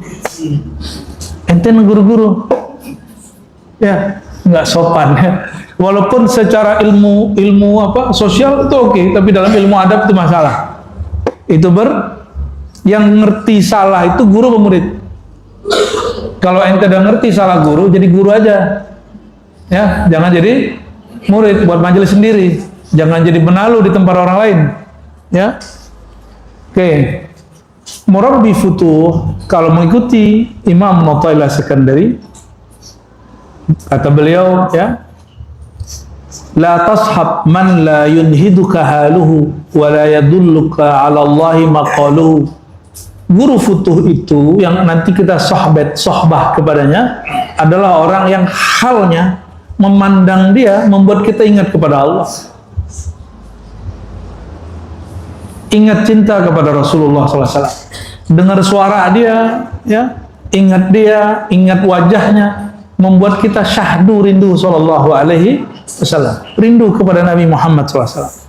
Ini ciri-ciri pertama. Yang kedua, ya, guru futuh itu kebalikan yang disebut oleh beliau.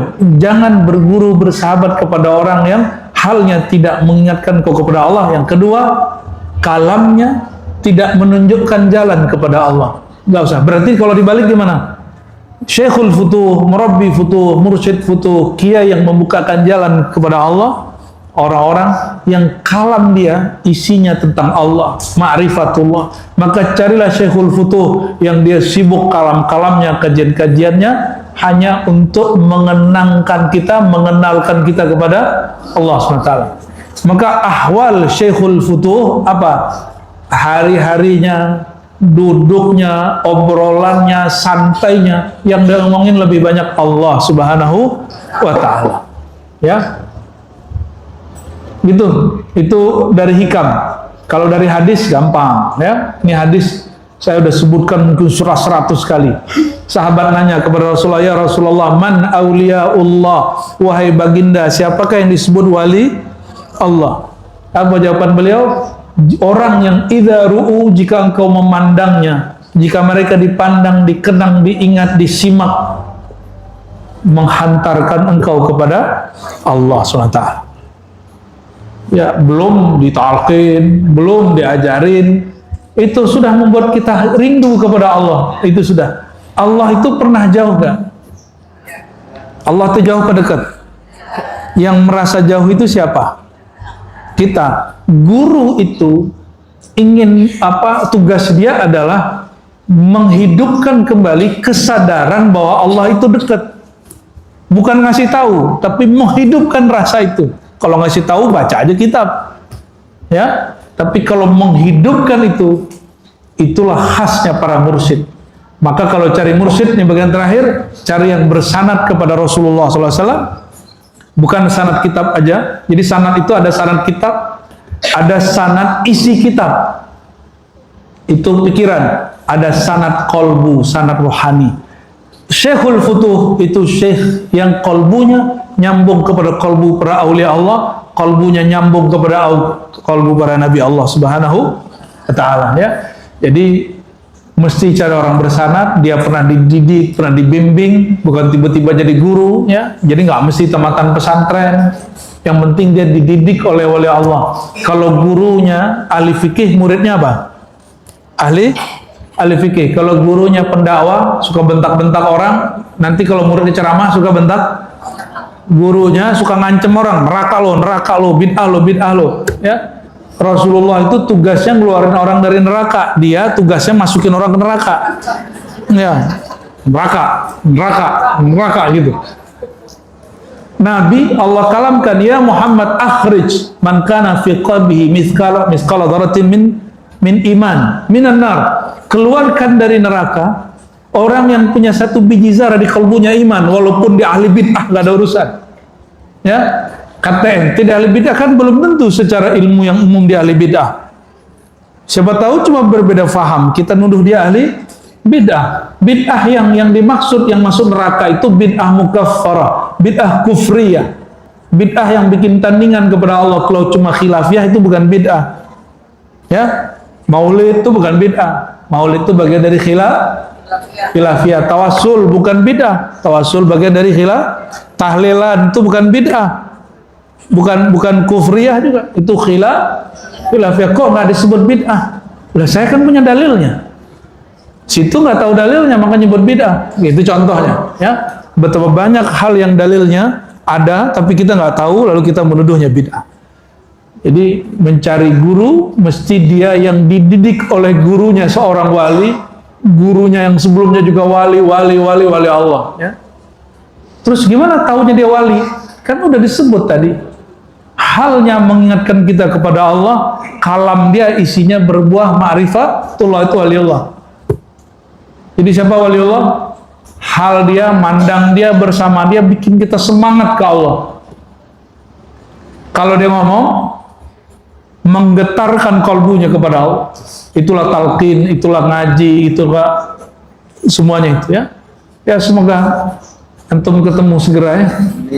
Amin ya rabbal alamin. Ya, cari-cari jauh-jauh ternyata deket, ya. Biasanya begitu.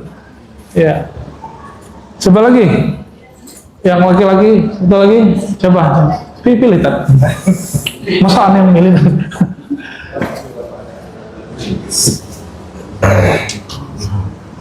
Assalamualaikum warahmatullahi wabarakatuh. Saya pertama di Atin. misalnya di daerah atau di Depok.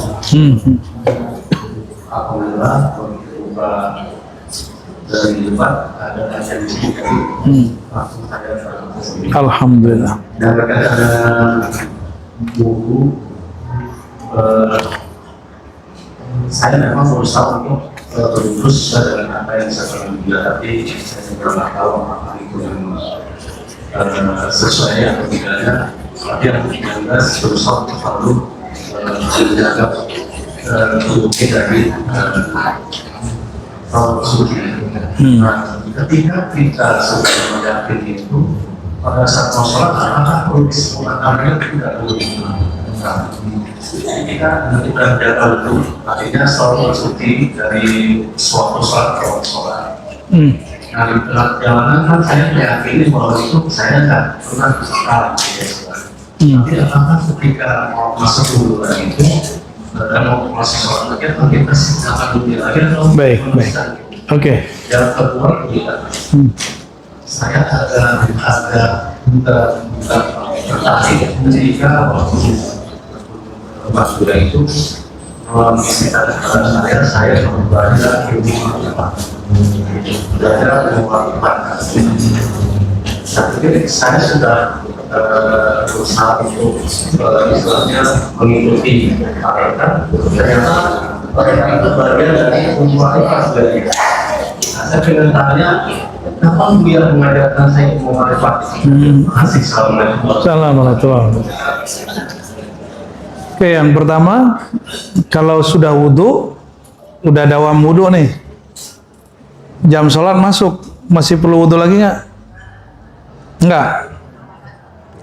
Masih perlu wudhu lagi nggak? Ini nanya kebiasaan nih. Kalau sholatnya sah nggak? Sholatnya sah.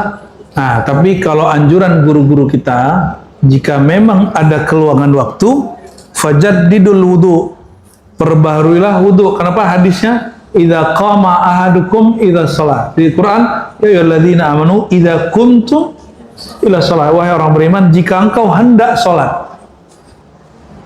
Berdasarkan zahir ayat ini, setiap mau salat perbaharui wudu. Nah, ini rahasia yang diajarkan guru-guru kita.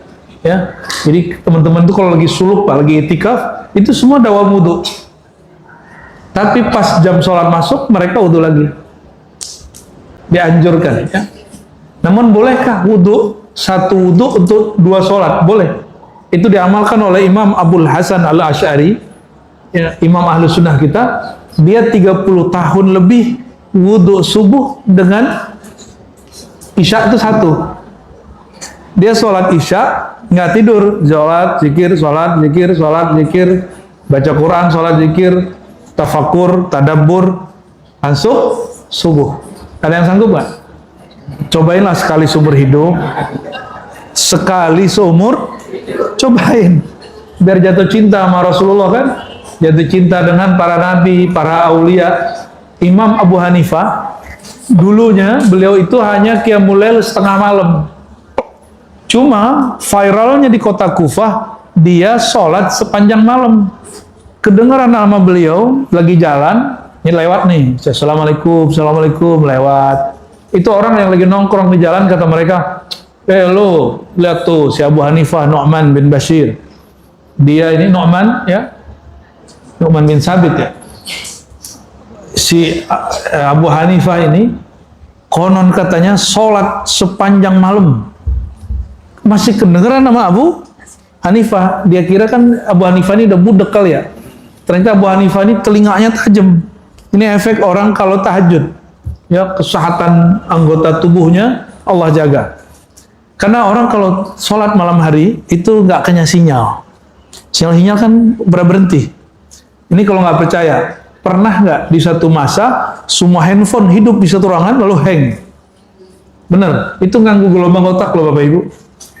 Cuma dia nggak kelihatan sama kasat mata, pakai alat kelihatan bahwa gelombang itu nembus ke otak kita.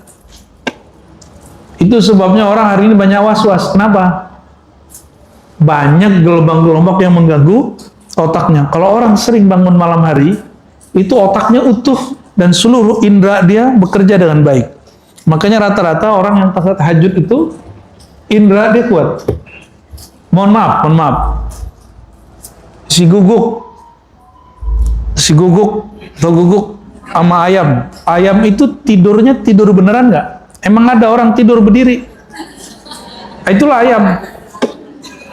Namanya tidur ayam. Tidur ayam itu tidur nggak tidur. Karena si ayam itu punya tugas ayam cuma satu aja, yang ayam berkokok itu. Selebihnya nemenin ayam.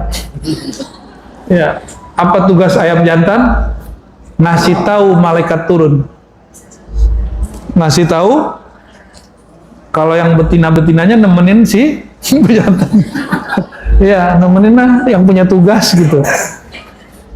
Ini bukan canda Pak, saya serius Pak. Ya, apa kata Nabi SAW?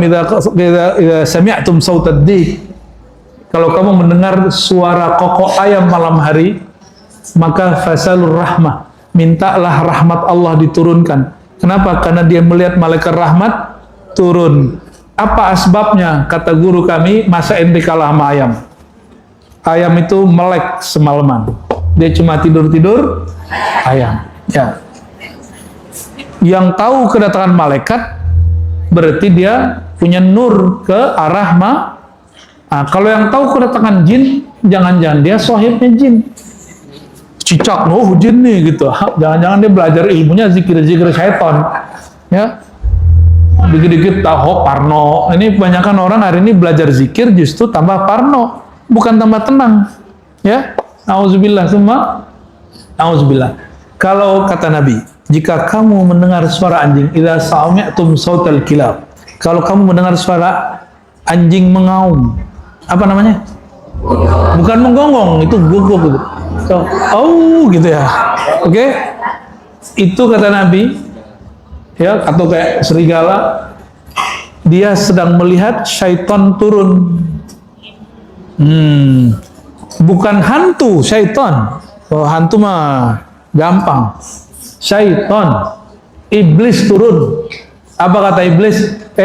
Tong, jangan bangun, subuh masih lama.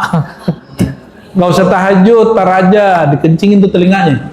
Ya, maka Nabi SAW mengatakan orang yang nggak sholat subuh itu ya, makanya wajib bangun tidur itu baca doa, lalu kita berwudu dan sholat supaya bekasnya hilang, supaya bekasnya, dan itu hakiki loh Bapak Ibu, bukan majazi.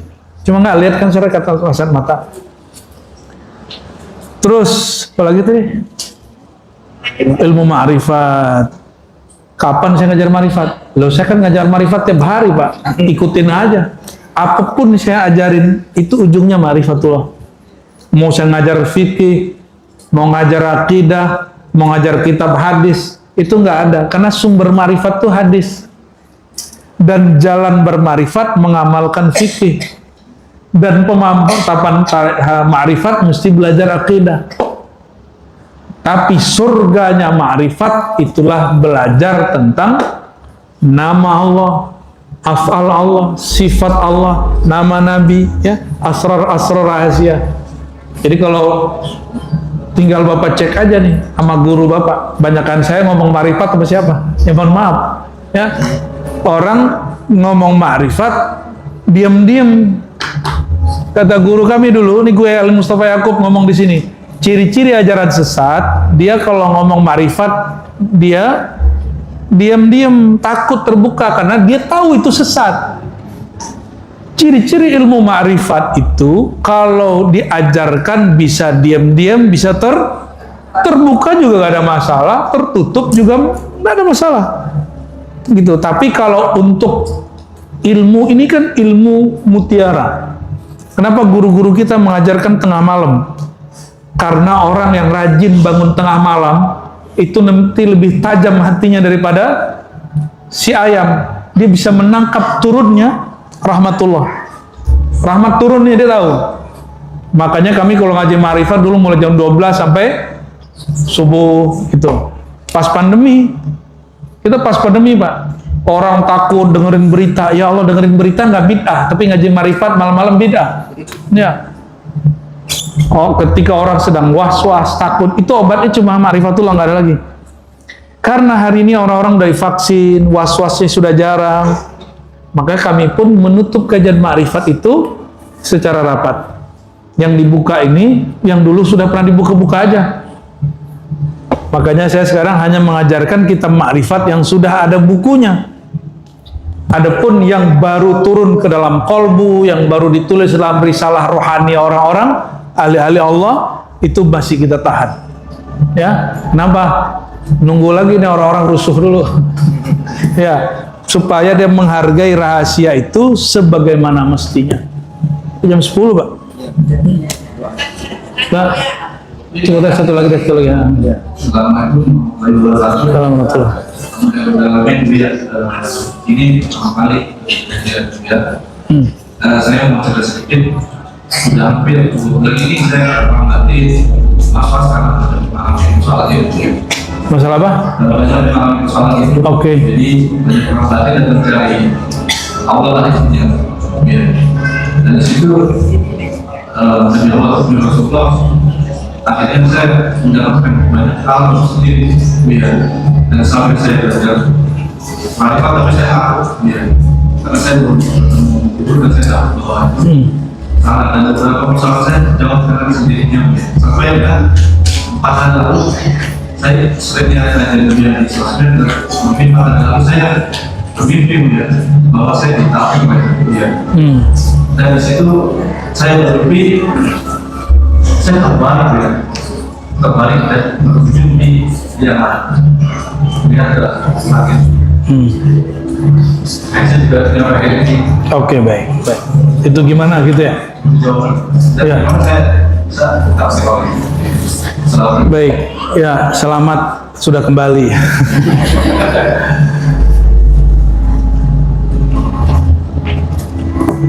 Lakinu mautakum la ilaha illallah. Talkinkanlah orang yang akan mati. Semuanya bakal mati nggak? Dan bagi para ulama ahlullah, setiap nafas itu dianggap akhir nafas. Berarti semua kita akan mati. Oke? Tapi belajar talqin zikir ma'rifat nggak boleh pakai nafsu. Misalnya mesti sama dia, gitu nggak mesti, gitu ya. Yang penting dapat talqin dari orang yang terhubung kalbunya dengan Rasulullah SAW. Bapak silakan nanti datang ke Ribat ya, nanti temui Buya Dr. Aldomi. Nah, beliau yang sekarang bagian murabbi talqinnya. Jadi murabbi untuk khusus talqin itu Buya Dr. Aldomi, dokter Pak, jadi nggak usah khawatir, nggak sesat Jawa. Kalau ada kesesatan dia lebih duluan tahu karena di dokter. Ya. Terus yang kedua, nggak usah khawatir, tapi segera cari guru. Segera cari guru. Kalau nggak nanti jadi halu. Ya, ini masuk surat ke saya hampir tiap minggu, orang ngaku jadi Imam Mahdi. Karena dia kena pandemi, ada masalah hidup, terus dapat jawaban sendiri, diikutin rasanya. Akhirnya sekarang sering kirim, ya. Akulah orang yang kamu cari, wahai Tuan Ar-Razi. Ya, saya bilang alhamdulillah. Rencananya kita mau bikin reuni Imam Mahdi. Jadi kita undang atu-atu, ya. Ntar kan ngumpul tuh, biar mereka saling ngomong, akulah yang kamu cari. Pengennya begitu biar ngumpul semua, kan reuni terus. Reuni Imam Mahdi. Seru tuh kayaknya, ya. Gimana diatin ya? Gitu ya Pak ya. Jadi segera ngaji, jangan dibiarkan nanti jadi halu. Ya. Langsung, maka harus berguru, nanti diarahin sama guru. Karena yang masuk ke dalam diri ini tidak hanya nur, tapi bisa nar. Ya, yang mengerti itu orang-orang yang sudah biasa dengan itu. Ya. Saya udah banyak juga ketemu ya, di PHK masa pandemi, akhirnya ngaji-ngaji sendiri. Dan sekarang sudah menjadi Panglima Imam Mahdi. Masih mending. Panglima kan? Ada yang udah ngaku jadi Imam Mahdi, ya salam. Ya, cuma karena hidungnya lebih mancung dari aneh aja. Allahumma sholli ala sayyidina Muhammad. Barangkali itu, semoga kajian ini bermanfaat, diridai Allah, dan doanya kami hari Rabu nanti ziarah ke silsilah tarekat zikir ke Uzbek. Ya, doakan kami sekitar 2 bus selamat di perjalanan pulang pergi ya. Ya, nanti kami bawalah oleh-oleh ceritanya, bukan oleh-oleh baju ya. Ila ruhin Nabi sallallahu alaihi wasallam wa ila sadatina al-muhaddisin khususan Sayyidi Syekh Syarafuddin Abdul Mumin Khalaf ad-Dimyati wa usulihi wa furu'ihi al-Fatihah.